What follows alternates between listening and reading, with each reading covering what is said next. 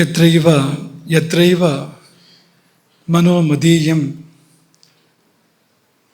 ತತ್ರೈವ ತತ್ರೈವ ಪದದ್ವಯಂ ತೇ.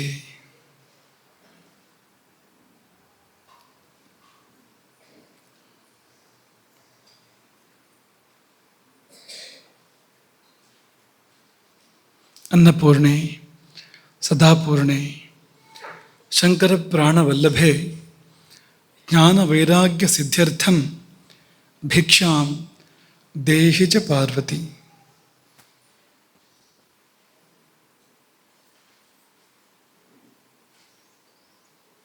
ಇವತ್ತು ಏಕಾದಶಿಯ ಆಚರಣೆ. ಸ್ಮಾರತ ಏಕಾದಶಿ, ವೈಷ್ಣವ ಏಕಾದಶಿ, ಭಾಗವತ ಏಕಾದಶಿ ಎಂಬುದಾಗಿ 3 ರೀತಿಯಲ್ಲಿ ಏಕಾದಶಿಯ ಆಚರಣೆ ಮಾಡ್ತಾರೆ. ನಮ್ಮ ಪರಂಪರೆ ಭಾಗವತ ಏಕಾದಶಿಯನ್ನು ಮಾಡುವಂಥ ಒಂದು ಪರಂಪರೆ. ಇವತ್ತು ಆ ಭಾಗವತ ಏಕಾದಶಿ ಇದೆ. ಅದೇ ದಿನ ಉಪವಾಸದ ವಿಷಯ ಬಂದಿದೆ. ಈ ಪ್ರವಚನ ಸರಣಿಯಲ್ಲಿ ತಾನಾಗಿ ಅದೇ ದಿನ ಉಪವಾಸ ಎನ್ನುವ ಸಂಗತಿ ಬಂದಿರುವಂಥದ್ದು, ಆ ವಿಷಯ ಬಂದಿರುವಂಥದ್ದು, ಅದು ಏನನ್ನು ತೋರಿಸ್ತದೆ ಅಂದರೆ ಈ ಕಾರ್ಯಕ್ರಮ ಇದು ನಿಮ್ಮ ಯೋಜನೆ ಅಲ್ಲ. ಇದರ ಹಿಂದೆ ಬೇರಾರದೋ ಯೋಜನೆ ಇದೆ, ಮೇಲೆ ಕುಳಿತವನದ್ದು. ಏಕಾದಶಿ ದಿನ ನಾವು ಯಾರನ್ನು ಉಪಾಸನೆ ಮಾಡ್ತೇವೋ ಅಂಥವನ ಯೋಜನೆ ಇಲ್ಲಿದೆ ಅನ್ನೋದನ್ನು ಅದು ತೋರಿಸ್ತದೆ. ಆದರೆ ಉಪವಾಸಕ್ಕೆ ಹೋಗೋಕ್ಕಿಂತ ಮೊದಲು ಊಟ ಮಾಡೋಣ ಅಂದರೆ ನಿನ್ನೆಯ ಮೊನ್ನೆಯ ಈ ಪ್ರವಚನವನ್ನು ಮೆಲುಕು ಹಾಕೋಣ. ನಿನ್ನೆ ಹಿತ ಮಿತ ಮೇಧ್ಯಾಶನಂ ತಪಃ ಎನ್ನುವ ಬಗ್ಗೆ ನಮಗೆ ಕೆಲವು ಮಾತುಗಳನ್ನ ಹೇಳಿದ್ವು. ಊಟ ಮಾಡಿ ಉದ್ಧಾರ ಆಗ್ಬೋದು ಅಂತ ಸಂಕ್ಷೇಪ ಹೇಳೋದಾದರೆ, ಊಟ ಮಾಡಿ ಉದ್ಧಾರ ಆಗ್ಬೋದು. ಸರಿಯಾಗಿ ಮಾಡೋದಾದರೆ ಊಟ ಮಾಡಿ ಉದ್ಧಾರ ಆಗ್ಬೋದು. ಎಲ್ಲ ಪಾಪಗಳನ್ನು ಊಟದಲ್ಲೇ ಕಳ್ಕೊಳ್ಬೋದು. ಹಿತ ಮಿತ ಆಹಾರ ಪಾಪ ನಮಗೆ ಹೊಸದಾಗಿ ಬರದಂತೆ ತಡೆದರೆ, ಮೇಧ್ಯಾಹಾರ ಒಳಗಿರುವ ಪಾಪವನ್ನು ನಾಶ ಮಾಡ್ತದೆ ಎಂಬುದಾಗಿ ನಿನ್ನೆ ಹೇಳಿದ್ವು ಅಂತ ನೆನಪು ನಮಗೆ. ಹಿತ ಅಂದರೆ ನಮಗಾಗಿ ಪ್ರಕೃತಿಯಿಂದ ನಿಹಿತ ಮತ್ತು ಶಾಸ್ತ್ರಗಳಿಂದ ವಿಹಿತ ಅಂತ. ಶಾಸ್ತ್ರಗಳು ನಮಗೆ ವಿಧಾನ ಮಾಡಿವೆ, ಇದನ್ನು ಊಟ ಮಾಡು, ಇದನ್ನು ತಿನ್ನು ಎಂಬುದಾಗಿ. ಶಾಸ್ತ್ರಗಳು ಯಾಕೆ ವಿಧಾನ ಮಾಡಿವೆ ಅಂದರೆ ಯಾರದೋ ಮರ್ಜಿ ಅಲ್ಲ, ಅದು ಶಾಸ್ತ್ರಗಳು ಗುರುತಿಸಿವೆ. ಇದು ನಿನಗೆ ಸರಿ ಹೊಂದುವ ಆಹಾರ ಅಂತ ಪ್ರಕೃತಿ ಇಟ್ಟಿರುವಂಥದ್ದು ಎಂಬುದಾಗಿ ಶಾಸ್ತ್ರಗಳು ಗುರುತಿಸಿವೆ. ಅದನ್ನೇ ಸೇವಿಸಬೇಕು, ಅದು ಹಿತ. ಅದನ್ನು ಕೂಡ ಮಿತವಾಗಿ ಸೇವಿಸಬೇಕು.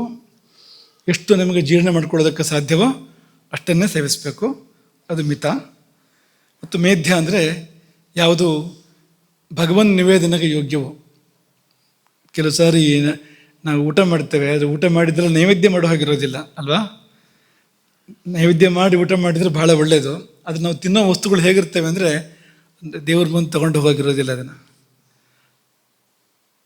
ನೋಡಿ, ತುಂಬ ವಸ್ತುಗಳು ಹಾಗೇವೆ.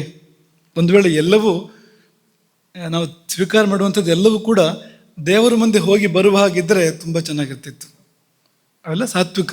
ದೇವರ ಮುಂದೆ ಹೋಗುವಂಥದ್ದೆಲ್ಲವೂ ಕೂಡ ಸಾತ್ವಿಕ. ಮುಖ್ಯವಾದ ಅರ್ಹತೆ ಸಾತ್ವಿಕತೆ, ದೇವರ ಮುಂದೆ ನೈವೇದ್ಯ ಮಾಡಬೇಕು ಅಂತಂದರೆ. ಹಾಗೆ ಏನೇ ಆಗಲಿ, ಒಟ್ಟು ಭಗವನ್ ನಿವೇದನೆಗೆ ಯಾವುದು ಅರ್ಹವಾಗಿರ್ತದೋ ಅಂಥದ್ದನ್ನು ಸೇವನೆ ಮಾಡಿದರೆ ಅದು ನಮ್ಮ ಒಳಗಿನ ಪಾಪವನ್ನೆಲ್ಲ ಕಳೀತದೆ. ಯಾಕೆಂದರೆ ಪಾಪ ಎಷ್ಟು ದೂರ ಹೋಗಬಲ್ಲದೋ ನಮ್ಮೊಳಗೆ, ಅಷ್ಟು ದೂರವೂ ಮೇಧ್ಯವೂ ಹೋಗಬಲ್ಲದು ಮತ್ತು ಮುಂದೂ ಕೂಡ ಹೋಗಬಲ್ಲದು. ಪಾಪದ ವ್ಯಾಪ್ತಿ ಎಲ್ಲಿವರೆಗಿದೆ? ಅದಕ್ಕಿಂತ ಮುಂದೆ ಇದೆ ಮೇಧ್ಯದ ವ್ಯಾಪ್ತಿ ಅಂತ. ಪವಿತ್ರಾಹಾರದ ವ್ಯಾಪ್ತಿ ಮತ್ತು ಮುಂದೆ ಇದೆ. ಪಾಪ ಏನಾಗಬಲ್ಲದು? ಪಾಪ ಅಂದರೆ ಅಶುಚಿ ಆಹಾರ ಅಥವಾ ಅಶುಭವಾದ ಆಹಾರ ಸೇವನೆ ಮಾಡಿದರೆ ಅದು ರಸ ಆಗ್ಬೋದು, ರಕ್ತ ಆಗ್ಬೋದು, ಮಾಂಸ ಆಗ್ಬೋದು, ಮೇಧಸ್ಸಾಗ್ಬೋದು, ಅಸ್ಥಿ ಆಗ್ಬೋದು, ಮಜ್ಜೆ ಆಗ್ಬೋದು, ಶುಕ್ರ ಆಗ್ಬೋದು, ಚರ್ಮ ಆಗ್ಬೋದು, ಮನಸ್ಸಾಗ್ಬೋದು. ಆದರೆ ಮತ್ತು ಮುಂದೆ ಹೋಗೋದಕ್ಕೆ ಪಾಪಕ್ಕೆ ವ್ಯಾಪ್ತಿ ಇಲ್ಲ. ದೇವರ ಹತ್ರ ಹೋಗೋ ಹಾಗಿಲ್ಲ. ಅದು ದೇವರ ಹತ್ರ ಹೋಗ್ಬೇಕಾದ್ರೆ ಧರ್ಮ ಆಗಿರ್ಬೇಕು. ಅದು ಧರ್ಮದ ಹೊರತು ಬೇರೆ ಯಾವುದು ದೇವರ ಬಳಿ ಹೋಗೋಕ್ಕೆ ಸಾಧ್ಯ ಇಲ್ಲ. ಆ ದೇವರ ವೇದಿಕೆಯಲ್ಲಿ ಅಧರ್ಮಕ್ಕೆ ಎಡೆ ಇಲ್ಲ, ಪ್ರವೇಶ ಇಲ್ಲ. ಮೇಧ್ಯ ಅಲ್ಲಿವರೆಗೆ ಹೋಗುತ್ತೆ. ಯಾಕೆಂದರೆ ಅದು ಪವಿತ್ರ, ಅದು ಧರ್ಮವಾಗಿ ಪರಿಣಮಿಸಬಲ್ಲದ್ದು, ಧರ್ಮವನ್ನು ತುಂಬಿಕೊಂಡಿರುವಂಥದ್ದು. ಹಾಗಾಗಿ ಮುಂದುವರೆದ ರೂಪದಲ್ಲಿ ಮೇಧ್ಯ ಪರಮಾತ್ಮನವರೆಗೂ ಸಾಗಬಲ್ಲದು. ಹಾಗಾಗಿ ಮೇಧ್ಯಾಹಾರ ಅನ್ನೋದು ಒಳಗೆ ಹೋಗಿ ಹುಡುಕಿ ಹುಡುಕಿ ಪಾಪಗಳನ್ನು ಪರಿಹಾರ ಮಾಡಿ ನಮ್ಮನ್ನು ಶುದ್ಧರನ್ನಾಗಿ ಮಾಡ್ತದೆ, ನಮ್ಮನ್ನು ಪವಿತ್ರರನ್ನಾಗಿ ಮಾಡ್ತದೆ. ಪುಣ್ಯಾತ್ಮ ಏನಾಗಂದ್ರೆ, ಆತ್ಮ ಅಂದರೆ ಶರೀರ ಅಂತ ಅರ್ಥ ಇದೆ, ಈ ಪುಣ್ಯ ಶರೀರಿ ಅಂತ ಪುಣ್ಯಾತ್ಮ ಅಂದರೆ. ಮನಸ್ಸು ಅಂತಲೂ ಅರ್ಥ ಇದೆ, ಪುಣ್ಯ ಮಾನಸ ಅಂತ. ಜೀವ ಅಂತಂತಲೂ ಹೇಗೂ ಅರ್ಥ ಇದೆ, ಪುಣ್ಯ ಜೀವ ಅಂತ, ಅವನು ಪುಣ್ಯಾತ್ಮ. ಇನ್ನೊಂದು ನಿನ್ನೆ ಹೇಳಿದ್ವಲ್ಲದು ಪಾಪ, ಪಾಪಿ ಅಲ್ಲ. ಪಾಪಿ ಅಂದರೆ ಅವನಲ್ಲಿ ಪಾಪ ಇದೆ ಅಂತಷ್ಟೇ. ಪಾಪ ಅಂದರೆ ಅವನು ಬೇರೆ ಅಲ್ಲ, ಪಾಪ ಬೇರೆ ಇಲ್ಲ, ಎಲ್ಲ ಪಾಪವೇ ಇರೋದು, ಬೇರೆ ಏನು ಒಳ್ಳೆಯದು ಅಂತಿಲ್ಲ ಅಲ್ಲಿ. ರಸರಕ್ತ ಮಾಂಸ ಮೇಧಸ್ಸುಗಳು ಚರ್ಮದವರೆಗೆ ಅಸ್ಥಿಯವರೆಗೆ ಎಲ್ಲವೂ ಕೂಡ ಪಾಪವೇ ಆಗಿ ಹೋದರೆ, ಧಾತುಗಳ ಒಳಗೆ ಪಾಪ ಪ್ರವೇಶ ಮಾಡಿ ಎಲ್ಲ ವ್ಯಾಪಿಸಿದರೆ ಪೂರ್ತಿ ಅವನು ಪಾಪ ಹೊರತು ಪಾಪಿ ಅಲ್ಲ ಅಂತ. ಆ ಪಾಪ ಆಗೋದು ಅನೇಕ ಕಾರಣಗಳಿಂದ, ಅದರಲ್ಲಿ ಈ ಆಹಾರ ತುಂಬ ಪ್ರಬಲವಾದ ಕಾರಣ. ಯಾಕೆಂದರೆ ಮೈಯನ್ನೇ ಹಾಗೆ ಪರಿವರ್ತನೆ ಮಾಡ್ತಾ ಹೋಗ್ತದೆ ಆಹಾರ, ಮೈಯನ್ನೇ ಪಾಪವಾಗಿ ಪರಿವರ್ತನೆ ಮಾಡ್ತಾ ಹೋಗ್ತದೆ. ಆಗ ಉಪವಾಸ ಬೇಕಾಗ್ತದೆ ಅಂತ. ಯಾಕೆಂದರೆ ಧಾತುಗಳ ಒಳಗಿರುವ ಪಾಪವನ್ನು ಸುಡಬೇಕು. ಶರೀರದಲ್ಲಿ ಸೇರಿರುವಂಥ ಪಾಪಗಳಲ್ಲಿ ತುಂಬ ಆಳಕ್ಕೆ ಹೋಗಿರುವ ಪಾಪಗಳನ್ನು ಸುಡಬೇಕು ಅಂತಂದರೆ ಅಗ್ನಿಯ ಪಾತ್ರ ಅಲ್ಲಿ ಬಂತು, ಉಪವಾಸದ ಪಾತ್ರ ಅಲ್ಲಿ ಬಂತು ಎಂಬುದಾಗಿ ಇರಲಿ. ಇನ್ನು ಈ ಪೂಜೆ ಒಂದು ಯಜ್ಞ, ಭೋಜನ ಒಂದು ಯಜ್ಞ, ಭೋಜನ ಒಂದು ಪೂಜೆ, ಭೋಜನ ಒಂದು ಸಮರ್ಪಣೆ ಹಾಗಾಗಬೇಕು ಅಂತ ಅನೇಕರು ಹೇಳಿದಾರಲ್ವಾ. ಅವ್ರ ಪಟ್ಟಿಯಲ್ಲಿ ಇನ್ನೊಂದು ಸೇರ್ಪಡೆ, ಇದು ಕೊನೆಗೆ ಬರೋ ಸೇರ್ಪಡೆ ಅಲ್ಲ, ಮೊದಲು ಬರುವಂಥ ಆರಂಭದಲ್ಲಿ ಬರುವಂಥ ಸೇರ್ಪಡೆ ಇದು. ಕೃಷ್ಣ ಗೀತೆಯಲ್ಲಿ ನಾವು ಶುರು ಮಾಡ್ತೀವಿ, ಯದ್ ಕರೋಷಿ ಯದಶ್ನಾಸಿ.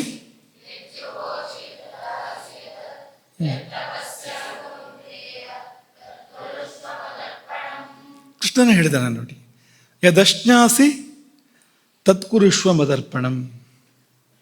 ಯಾವುದನ್ನು ನೀನು ಆಹಾರವಾಗಿ ಸೇವಿಸ್ತೀಯೋ ಅದನ್ನು ನನಗರ್ಪಣೆ ಮಾಡು. ನೈವೇದ್ಯ ಆಯಿತು ಪೂಜೆ ಅಂತಂದರೆ, ಅದು ಊಟ ಅಂತಂದರೆ ನೈವೇದ್ಯ ಆಯಿತು, ಊಟ ಅಂದರೆ ಪೂಜೆ ಅಂತಾಯಿತು, ಊಟ ಅಂದರೆ ಯಜ್ಞ ಅಂತಲೂ ಆಯಿತು. ಯಾಕೆಂದರೆ ಯಜ್ಞದಲ್ಲಿ ನಾವು ಭಗವಂತನಿಗೆ ಹವಿಸ್ಸನ್ನು ಸಮರ್ಪಣೆ ಮಾಡ್ತೇವೆ. ಎತ್ತುವ ತುತ್ತು ಹವಿಸ್ಸಾಯಿತು, ಆಹುತಿ ಆಯಿತು, ಪ್ರಾಣಾಹುತಿ ಅನ್ನುವ ಹೆಸರು ಅದಕ್ಕೆ ಯೋಗ್ಯ ಆಗ್ತದೆ ಆಗ ಅಂತ, ಅವನೇ ಪ್ರಾಣ. ಹಾಗಾಗಿ ಎಲ್ಲವನ್ನೂ ನನಗೆ ಸಮರ್ಪಣೆ ಮಾಡೋದು ಕೃಷ್ಣ ಹೇಳಿದ್ದಾನೆ. ಯದ್ ಕರೋಷಿ, ಏನು ಮಾಡ್ತೀಯೋ, ಯದಶ್ನಾಸಿ, ಏನನ್ನು ತಿಂತೀಯೋ, ಯದ್ ಜುಹೋಷಿ, ಯಾವುದನ್ನು ಹೋಮ ಮಾಡ್ತೀಯೋ, ದದಾಸಿಯತು, ಏನನ್ನು ದಾನ ಮಾಡ್ತೀಯೋ, ಯದ್ ತಪಸ್ಸಿಸಿ, ಯಾವ ತಪಸ್ಸನ್ನು ಮಾಡ್ತೀಯೋ, ತತ್, ಅದೆಲ್ಲವನ್ನು, ಆ ಕರ್ಮವನ್ನು, ಆ ಊಟವನ್ನು, ಆ ಹೋಮವನ್ನು, ಆ ದಾನವನ್ನು, ಆ ತಪಸ್ಸನ್ನು ಕುರುಷ್ವ ಮದರ್ಪಣಂ, ನನಗೆ ಅರ್ಪಿಸುವಂತೆ. ಹಾಗಾಗಿ ಹೀಗೆ ಅರ್ಪಿಸೋಕೆ ನಮಗೆ ಬರೋದಾದರೆ ನಾವು ಮಾಡೋ ಊಟ ನೈವೇದ್ಯ ಪರಿಣಮಿಸುತ್ತೆ. ಯಾರಾದರೂ ನಮಗೆ ಊಟ ಹಾಕಿದರೆ ಕೃಷ್ಣನಿಗೆ ಊಟ ಹಾಕಿದಾಗತ್ತೆ ಅಂತ. ಊಟ ಹಾಕಿದವರು ಕೃಷ್ಣನಿಗೆ ಊಟ ಹಾಕಿದಾಗತ್ತೆ ಅಂತ. ಶ್ರೀರಂಗ ಮಹಾಗುರುಗಳ ಜೀವನದಲ್ಲಿ ಒಂದು ವಿಶೇಷ ಘಟನೆ ನಡೆದು ಬರೋದನ್ನು ಉಲ್ಲೇಖ ಮಾಡ್ತಾರೆ. ಅದೇನೆಂದರೆ, ಯಾವಾಗಲೂ ಒಂದ್ಸತಿ ಹೇಳಿದ್ವೇನೋ ನೆನಪು ನಮಗೆ.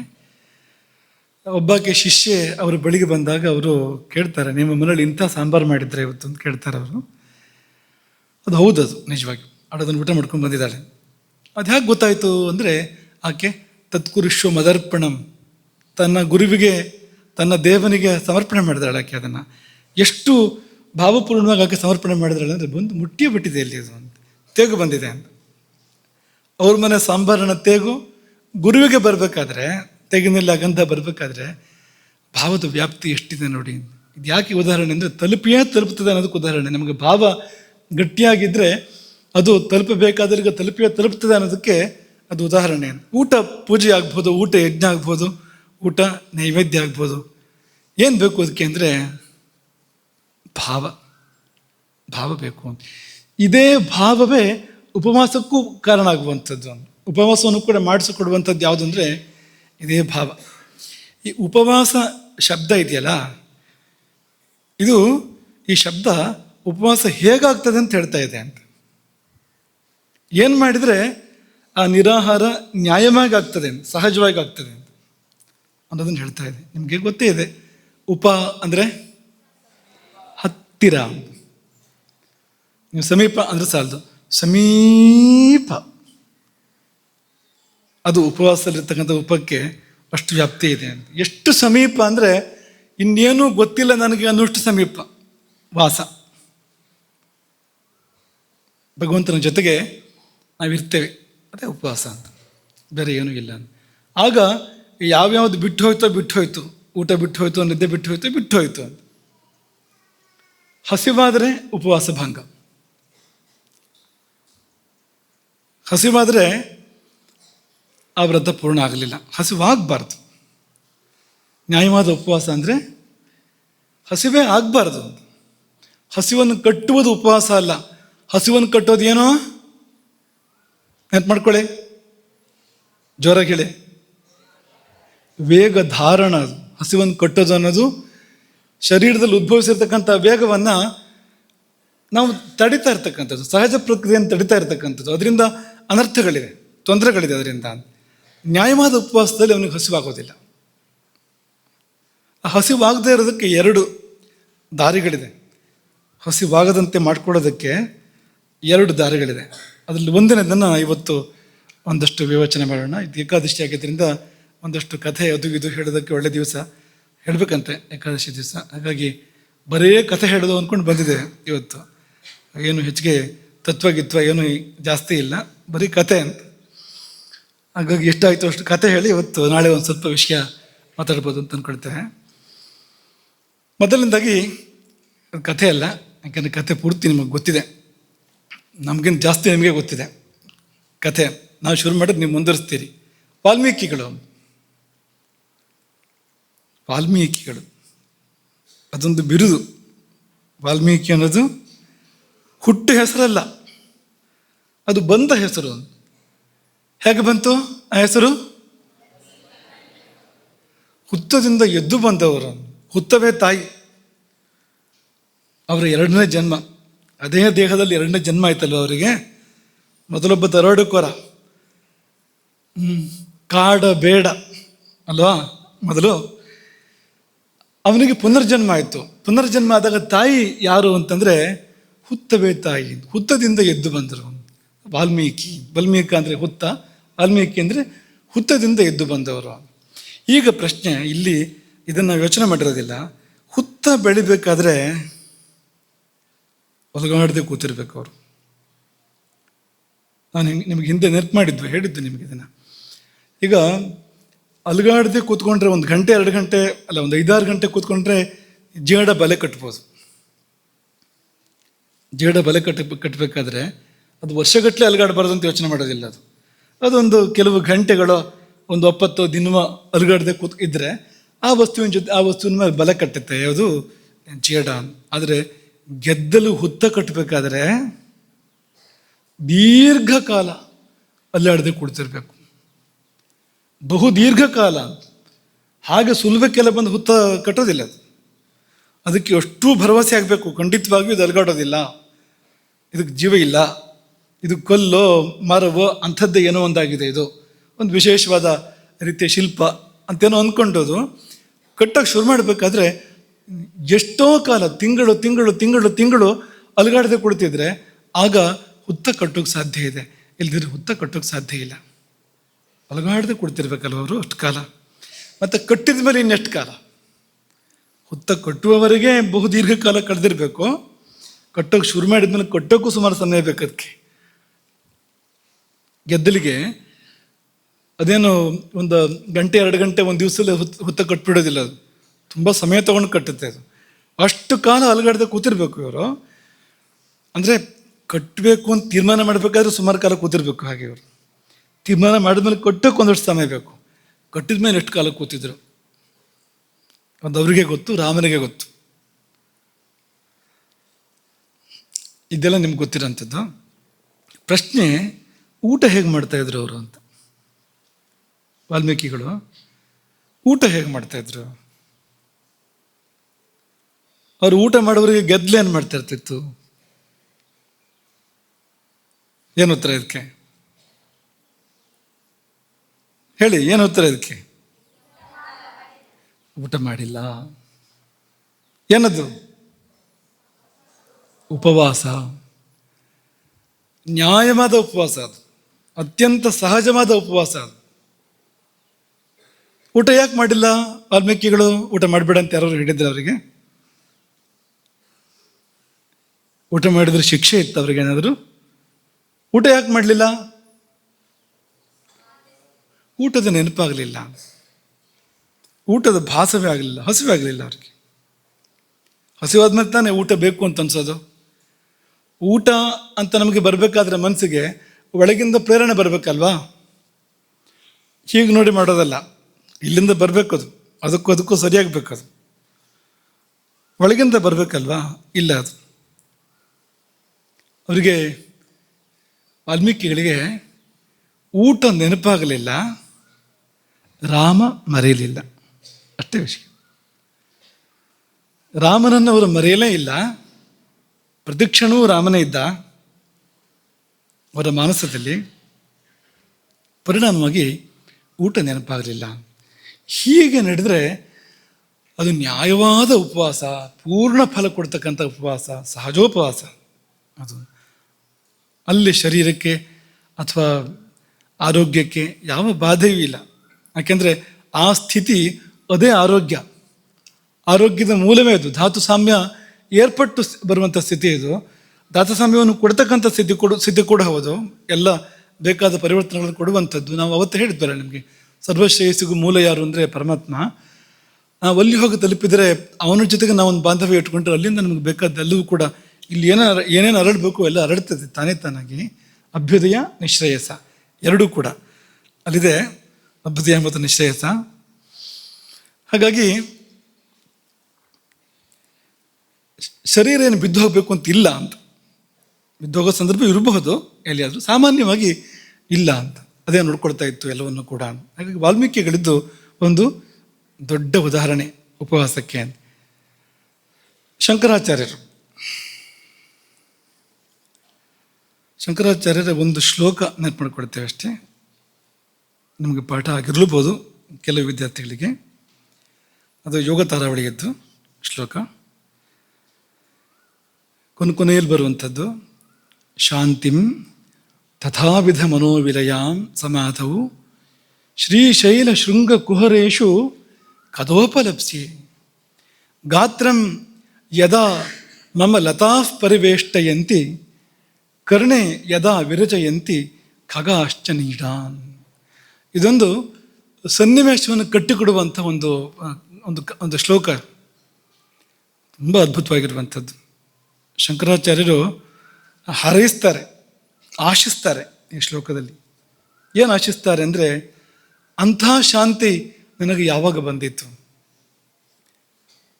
ಮನೋವಿಲಯಾಂ ಸಮಾಧವು, ಸಮಾಧಿಯಲ್ಲಿ ಮನಸ್ಸು ಲೀನವಾಗಿರುವ ಶಾಂತಿ. ಯಾವ ಶಾಂತಿ ಅಂದರೆ ಮನಸ್ಸು ಇಲ್ಲವಾಗಿದೆ. ಅದನ್ನು ಮನೋನಾಶ ಅಂತಲೂ ಕರೀತಾರೆ, ಮನೋನ್ಮನಿ ಅಂತಲೂ ಕರೀತಾರೆ, ಉನ್ಮನಿ ಅಂತಲೂ ಕರೀತಾರೆ. ಮನಸ್ಸನ್ನು ಮೀರಿರ್ತಕ್ಕಂಥ ಒಂದು ಸ್ಥಿತಿ ಅದು. ಆ ಸ್ಥಿತಿಗೆ ಹೋಗಿ ತಲುಪಿದಾಗ ಮನಸ್ಸು, ಮಾತು ಅಥವಾ ಈ ಇಂದ್ರಿಯಗಳು ಯಾವುದೂ ಕೆಲಸ ಮಾಡ್ತಾ ಇರೋದಿಲ್ಲ, ಎಲ್ಲವೂ ಸ್ತಬ್ಧ ಆಗುವಂಥ ಸಂದರ್ಭ.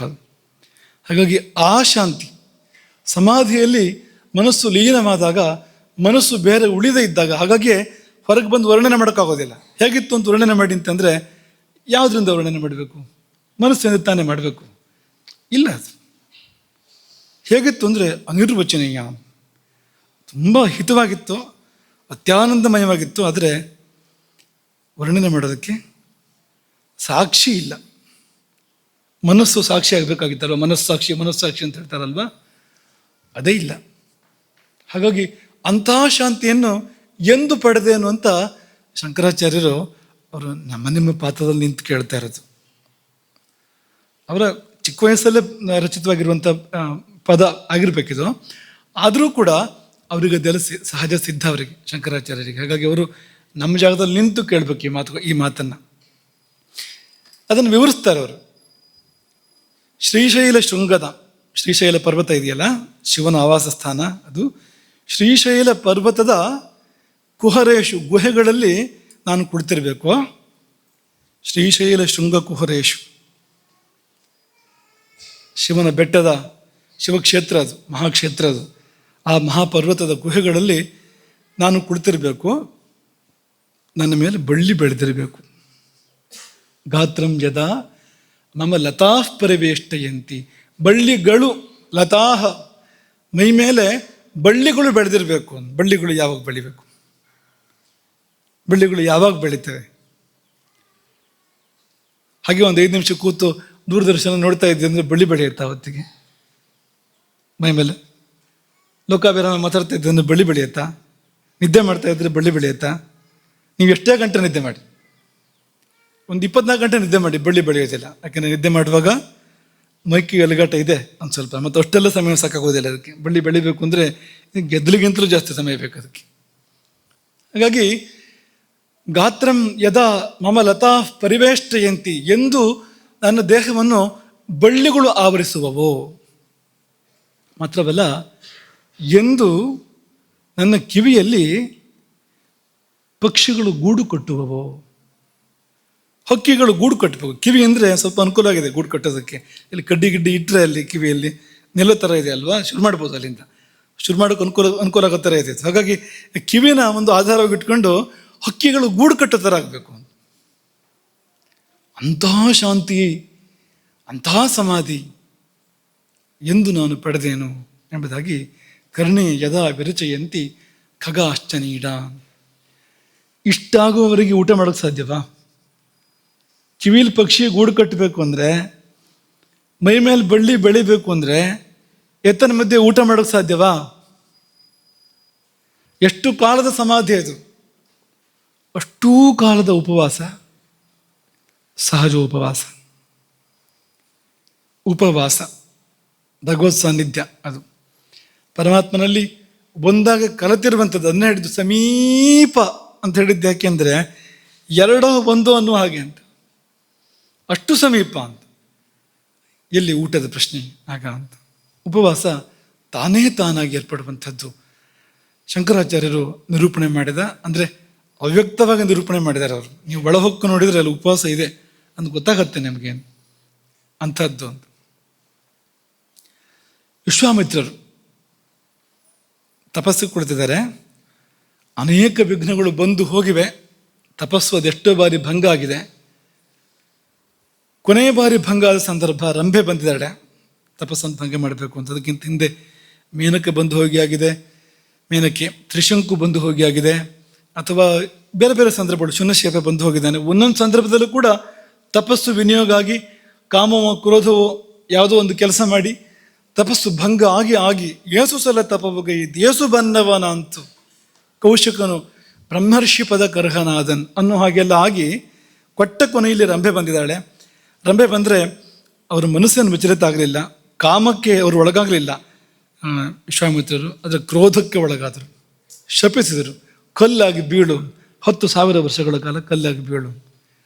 ವಸಿಷ್ಠರು ಬರಬೇಕು ನಿನ್ನನ್ನು ಉದ್ಧಾರ ಮಾಡೋದಕ್ಕೆ, ಅಲ್ಲಿ ತನಕ ಕಲ್ಲಾಗಿ ಬೀಳು ಅಂತ ಶಾಪ ಕೊಟ್ಟರು ರಂಭೆಗೆ. ಶಾಪ ಕೊಟ್ಟ ಮೇಲೆ ಕೋಪೇನ ಚ ಮಹಾತೇಜಾಹ ತಪೋಪಹರಣೆ ಕೃತೆ, ಕೋಪದಿಂದ ತಪೋಪಹರಣ, ತಪಸ್ಸಿನ ಅಪಹರಣವಾಗಿರಲು ಇಂದ್ರಿಯೈ ರಜಿತೈ ರಾಮ ನಲೇಭೆ ಶಾಂತಿಮಾತ್ಮನಃ. ರಾಮನಿಗೆ ಶತಾನಂದರು ಗೌತಮರ ಪುತ್ರ ಹೇಳುವಂಥ ಕಥೆ, ವಿಶ್ವಾಮಿತ್ರರ ಕಥೆ ಇದು. ಅವರು ಮುಂದೆ ಹೇಳುವಂಥದ್ದು, ವಿಶ್ವಾಮಿತ್ರರು ಎದುರುಗಡೆಗೆ ಹೇಳುವಂಥದ್ದು ಇದು. ನಲೇಭೆ ಶಾಂತಿಮಾತ್ಮನಃ, ಶಾಂತಿ ಇರಲಿಲ್ಲ ವಿಶ್ವಾಮಿತ್ರರಿಗೆ. ಇಂದ್ರಿಯಗಳನ್ನು ಗೆಲ್ಲಲಿಲ್ಲ ನಾನು, ಕ್ರೋಧವನ್ನು ಗೆಲ್ಲಲಿಲ್ಲ, ಬ್ರಹ್ಮರ್ಷಿ ಆಗೋದು ಹೇಗೆ ಎಂಬುದಾಗಿ ತುಂಬ ವ್ಯಥೆಯಾಯಿತು ವಿಶ್ವಾಮಿತ್ರರಿಗೆ. ಬಭುವಾಸ್ಯ ಮನಶ್ಚಿಂತ, ತುಂಬ ಚಿಂತೆ ಕೂಡ ಆಯಿತು. ತಪೋಪಹರಣೆ ಕೃತೆ. ಆಗ ಒಂದು ಗಂಭೀರವಾದ ಪ್ರತಿಜ್ಞೆಯನ್ನು ಮಾಡ್ತಾರೆ ವಿಶ್ವಾಮಿತ್ರರು. ಏನು ಪ್ರತಿಜ್ಞೆ? ನೈವ ಕ್ರೋಧಂ ಗಮಿಷ್ಯಾಮಿ, ಸಿಟ್ಟೇ ಮಾಡೋದಿಲ್ಲ. ನಚ ವಕ್ಷ್ಯಾಮಿ ಕಿಂಚನ, ಮಾತು ಆಡೋದಿಲ್ಲ. ಮಾತಾಡಿದಿರ್ತಾನೆ, ಶಾಪ ಅಂತ ಕೊಡ್ಬೋದು ಮನಸ್ಸಿಂದಲೂ. ನೈವ ಕ್ರೋಧಂ ಗಮಿಷ್ಯಾಮಿ ನಚ ವಕ್ಷ್ಯಾಮಿ ಕಿಂಚನ, ಹೋಗಲಿ ಉಸಿರಾಡ್ಬೋದ ಅಂದರೆ ಅದೂ ಇಲ್ಲ. ಅಥವಾ ನೋಚ್ಛ್ವಸಿಷ್ಯಾಮಿ, ಉಸಿರನ್ನೇ ಆಡೋದಿಲ್ಲ. ಅಥವಾ ನೋಚ್ಛ್ವಸಿಷ್ಯಾಮಿ ಸಂವತ್ಸರ ಶತಾನ್ಯಪಿ, 100 ವರ್ಷ ಕಳೆದು ಹೋಗಲಿ, 100 ವರ್ಷಗಳು ಕಳೆದು ಹೋಗಲಿ, ಉಸಿರು ಕೂಡ ಆಡೋದಿಲ್ಲ. ಅಹಂ ವಿಶೋಷಯಿಷ್ಯಾಮಿ ಹ್ಯಾತ್ಮಾನಂ, ಈ ದೇಹವನ್ನು ಶೋಷಿಸ್ತೇನೆ. ವಿಜಿತೇಂದ್ರಿಯ, ಇಂದ್ರಿಯಗಳನ್ನ ಜಯಿಸ್ತೇನೆ. ಎಲ್ಲಿವರೆಗೆ ಅಂದರೆ, ಎಲ್ಲಿವರೆಗೆ ಬ್ರಾಹ್ಮಣ್ಯ ನನಗೆ ನನ್ನ ತಪಸ್ಸಿನಿಂದ ಸಂಪಾದನೆ ಆಗಿ ಒಲಿದು ಬರೋದಿಲ್ವೋ ಅಲ್ಲಿವರೆಗೆ ತಾವತ್ ಯಾವಧ್ಯ ಪ್ರಾಪ್ತಂ ಬ್ರಾಹ್ಮಣ್ಯಂ ತಪಸಾರ್ಜಿತಂ ಅನುಚ್ಛ್ವಸನ್, ಉಸಿರಾಡದೆ, ಅಭುಂಜಾನಃ, ಊಟ ಮಾಡದೆ. ನಮ್ಮ ವಿಷಯ ಬಂತು. ಅಭುಂಜಾನಃ ತಿಷ್ಠೇಯಂ ಶಾಶ್ವತೀ ಸಮಾಹ, ಎಷ್ಟು ಕಾಲವಾದರೂ ಹೀಗೆ ಇದ್ದು ಬಿಡ್ತೇನೆ. ಮತ್ತೆ ಬದುಕಿರ್ಬೇಕಲ್ಲ ಅಂದರೆ ಅದಿರುತ್ತೆ, ದೇಹ ಎಲ್ಲೋಗುತ್ತೆ. ನಹಿಮೆ ತಪ್ಯಮಾನಸ್ಯ ಕ್ಷಯಂ ಯಾಸ್ಯಂತಿ ಮೂರ್ತಯ, ತಪ್ಪಿಸುವಾಗ ಈ ಶರೀರ ಬಿದ್ದು ಹೋಗೋದು ಅದಿರ್ತದೆ ಅದು ಎಂಬುದಾಗಿ ಹೇಳಿ 1000 ವರ್ಷಗಳ ದೀಕ್ಷೆಯನ್ನು ಕೈಗೊಂಡರು ವಿಶ್ವಾಮಿತ್ರರು. ತಾನು ತಪಸ್ ಮಾಡ್ತಾ ಇದ್ದ ದಿಕ್ಕನ್ನು ಬಿಟ್ಟು ಉತ್ತರ ದಿಕ್ಕನ್ನು ಬಿಟ್ಟು ಪೂರ್ವಕ್ಕೆ ಹೋಗ್ತಾರೆ. ಅದಕ್ಕಿಂತ ಮೊದಲು ಈ ಉಳಿದು 3 ದಿಕ್ಕು ಆಗಿದೆ. ಈಗ ಕೊನೆಯದಾಗಿ ಪೂರ್ವ ದಿಕ್ಕಿಗೆ ಹೋಗುವಂಥದ್ದು. ಪೂರ್ವಕ್ಕೆ ಹೋಗಿ 1000 ವರ್ಷಗಳ ಮೌನ, ವ್ರತ, ಉಪವಾಸ, ಪರಮ ದುಷ್ಕರಂ, ಯಾರು ಮಾಡೋಕ್ಕೆ ಸಾಧ್ಯ ಇಲ್ಲ ಅಂಥ ತಪಸ್ಸನ್ನು. ಅಪ್ರತಿಮಂ, ಅದಕ್ಕೆ ಹೋಲಿಕೆ ಇಲ್ಲ ಒಂದು ಅಂಥ ತಪಸ್ಸನ್ನು ಅವ್ರು ಮಾಡ್ತಾರೆ. 1000 ವರ್ಷ ಆಯಿತು. ಈ ಸಾರಿ ರಂಭೆ ಮೇನಕ್ಕಿಯೂ ಬರಲಿಲ್ಲ, ವರ ಕೊಡೋಕೆ ಬ್ರಹ್ಮನೂ ಬರಲಿಲ್ಲ. 1000 ವರ್ಷ ಕಳೆದೋಯ್ತು.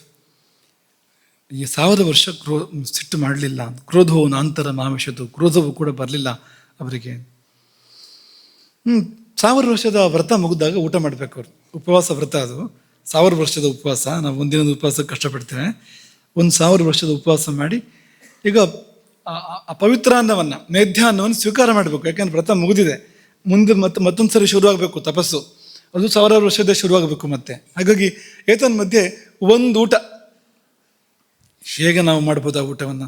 1000 ವರ್ಷದ ನಂತರ ಸಿಕ್ಕಿದ್ರೆ ಊಟ, ಒಂದು ಹೊತ್ತು ಸಿಗದಿದ್ರೆ ಊಟ, ಆಮೇಲೆ ಊಟ ಸಿಕ್ಕಿದ್ರೆ ಗಬ ತಿಂದ್ಬಿಡುತ್ತೆ ನಾವು ಅಲ್ವಾ?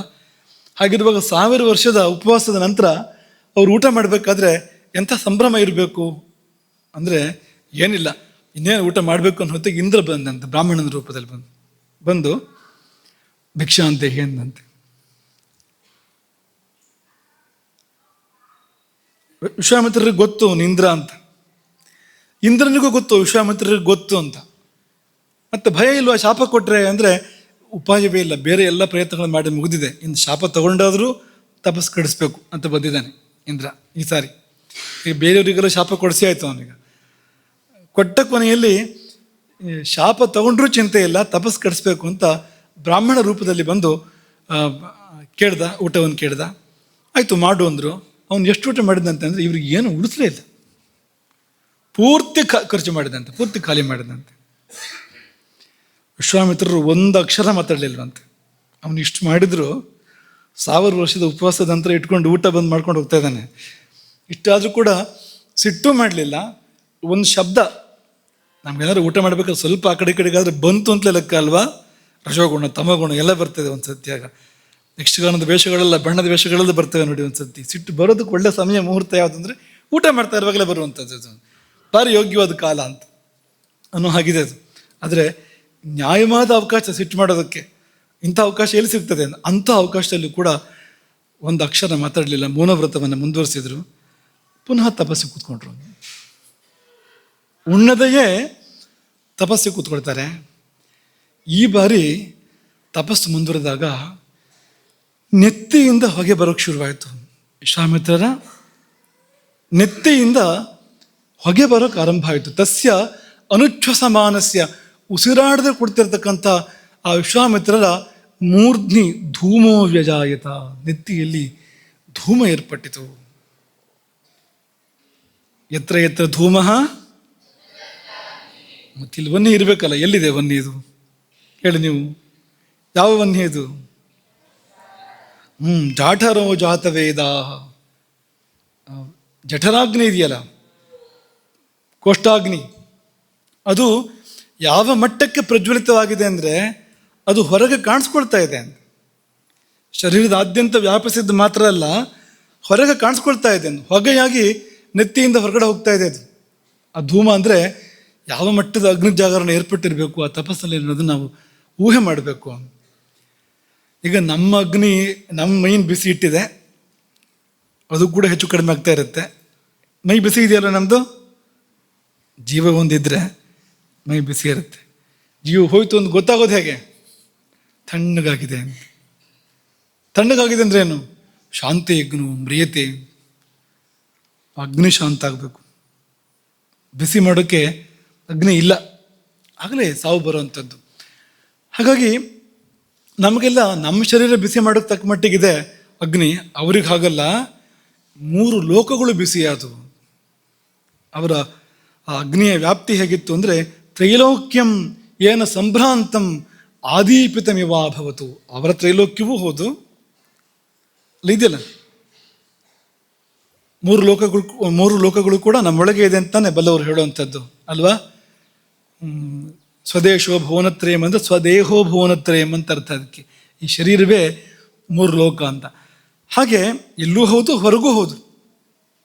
ಆದೀಪಿತಮಿವಾಭವತು, ಇಲ್ಲೆಲ್ಲೂ ಗಾಬರಿ ಏರ್ಪಡ್ತಂತೆ. ಎಲ್ಲಿವರೆಗೆ ಅಂದರೆ, ಇವರ ಅಗ್ನಿಯ ಪ್ರತಾಪ, ವಿಶ್ವಾಮಿತ್ರರ ಅಗ್ನಿಯ ಪ್ರತಾಪ ಎಷ್ಟಿತ್ತು ಅಂದರೆ, ಅದರ ಮುಂದೆ ದೇವತೆಗಳ ಪ್ರಭೆ ಮಂಕಾಯಿತು. ತಥೋ ದೇವಾಹ ಸ ಗಂಧರ್ವಾಹ ಪನ್ನಗಾಸುರ ರಾಕ್ಷಸಾಹ ಮೋಹಿತಾಹ ತಸ್ಯ ತಪಸ ತೇಜಸ ಮಂದರಶ್ಮಯ. ಅವರ ತಪಸ್ಸಿನಿಂದ ಅವರೆಲ್ಲ ಮೋಹಿತರಾದರು, ತೇಜಸ್ಸಿನಿಂದ ಎಲ್ಲ ಕಾಂತಿಹೀನರಾದರು. ಎಲ್ಲ ಹೋಗಿ ಬ್ರಹ್ಮನ ಕೈ ಮುಗಿದ್ರಂತೆ.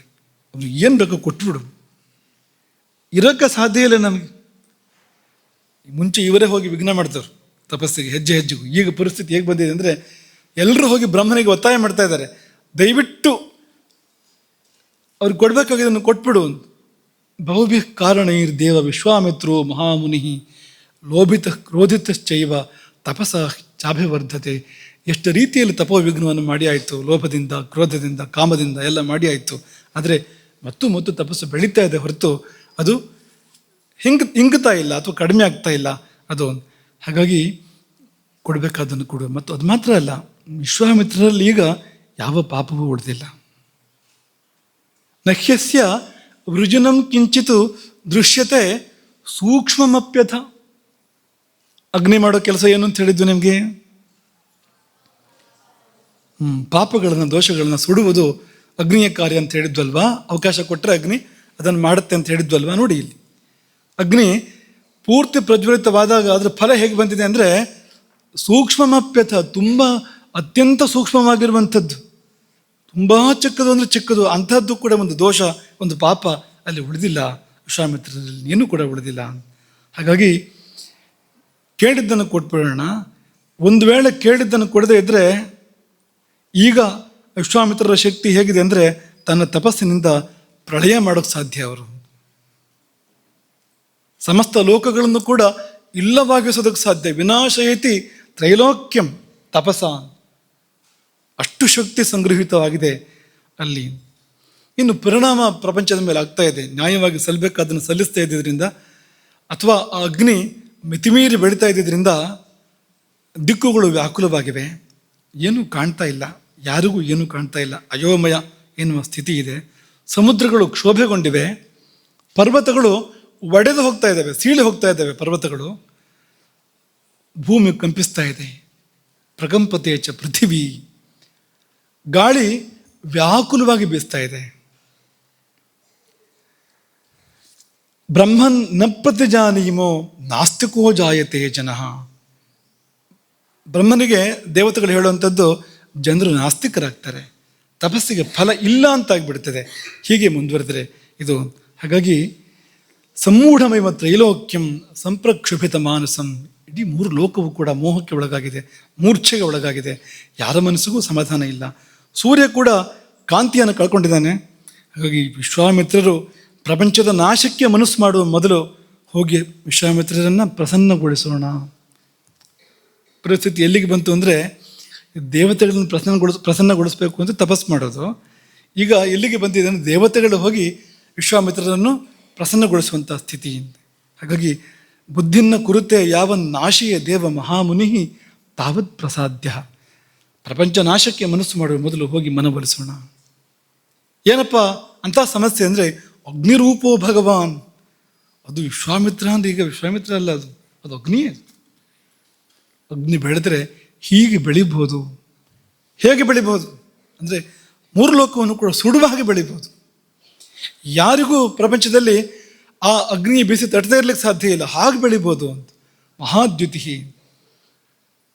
ಹಿಂದೆ ಪ್ರಳಯ ಕಾಲದಲ್ಲಿ ಅಗ್ನಿ ಹೇಗೆ ಮೂರು ಲೋಕವನ್ನು ಸುಟ್ಟಿತ್ತೋ ಹಾಗೆ ಸುಡುವ ಸಾಧ್ಯತೆ ವಿಶ್ವಾಮಿತ್ರರಿಗಿದೆ.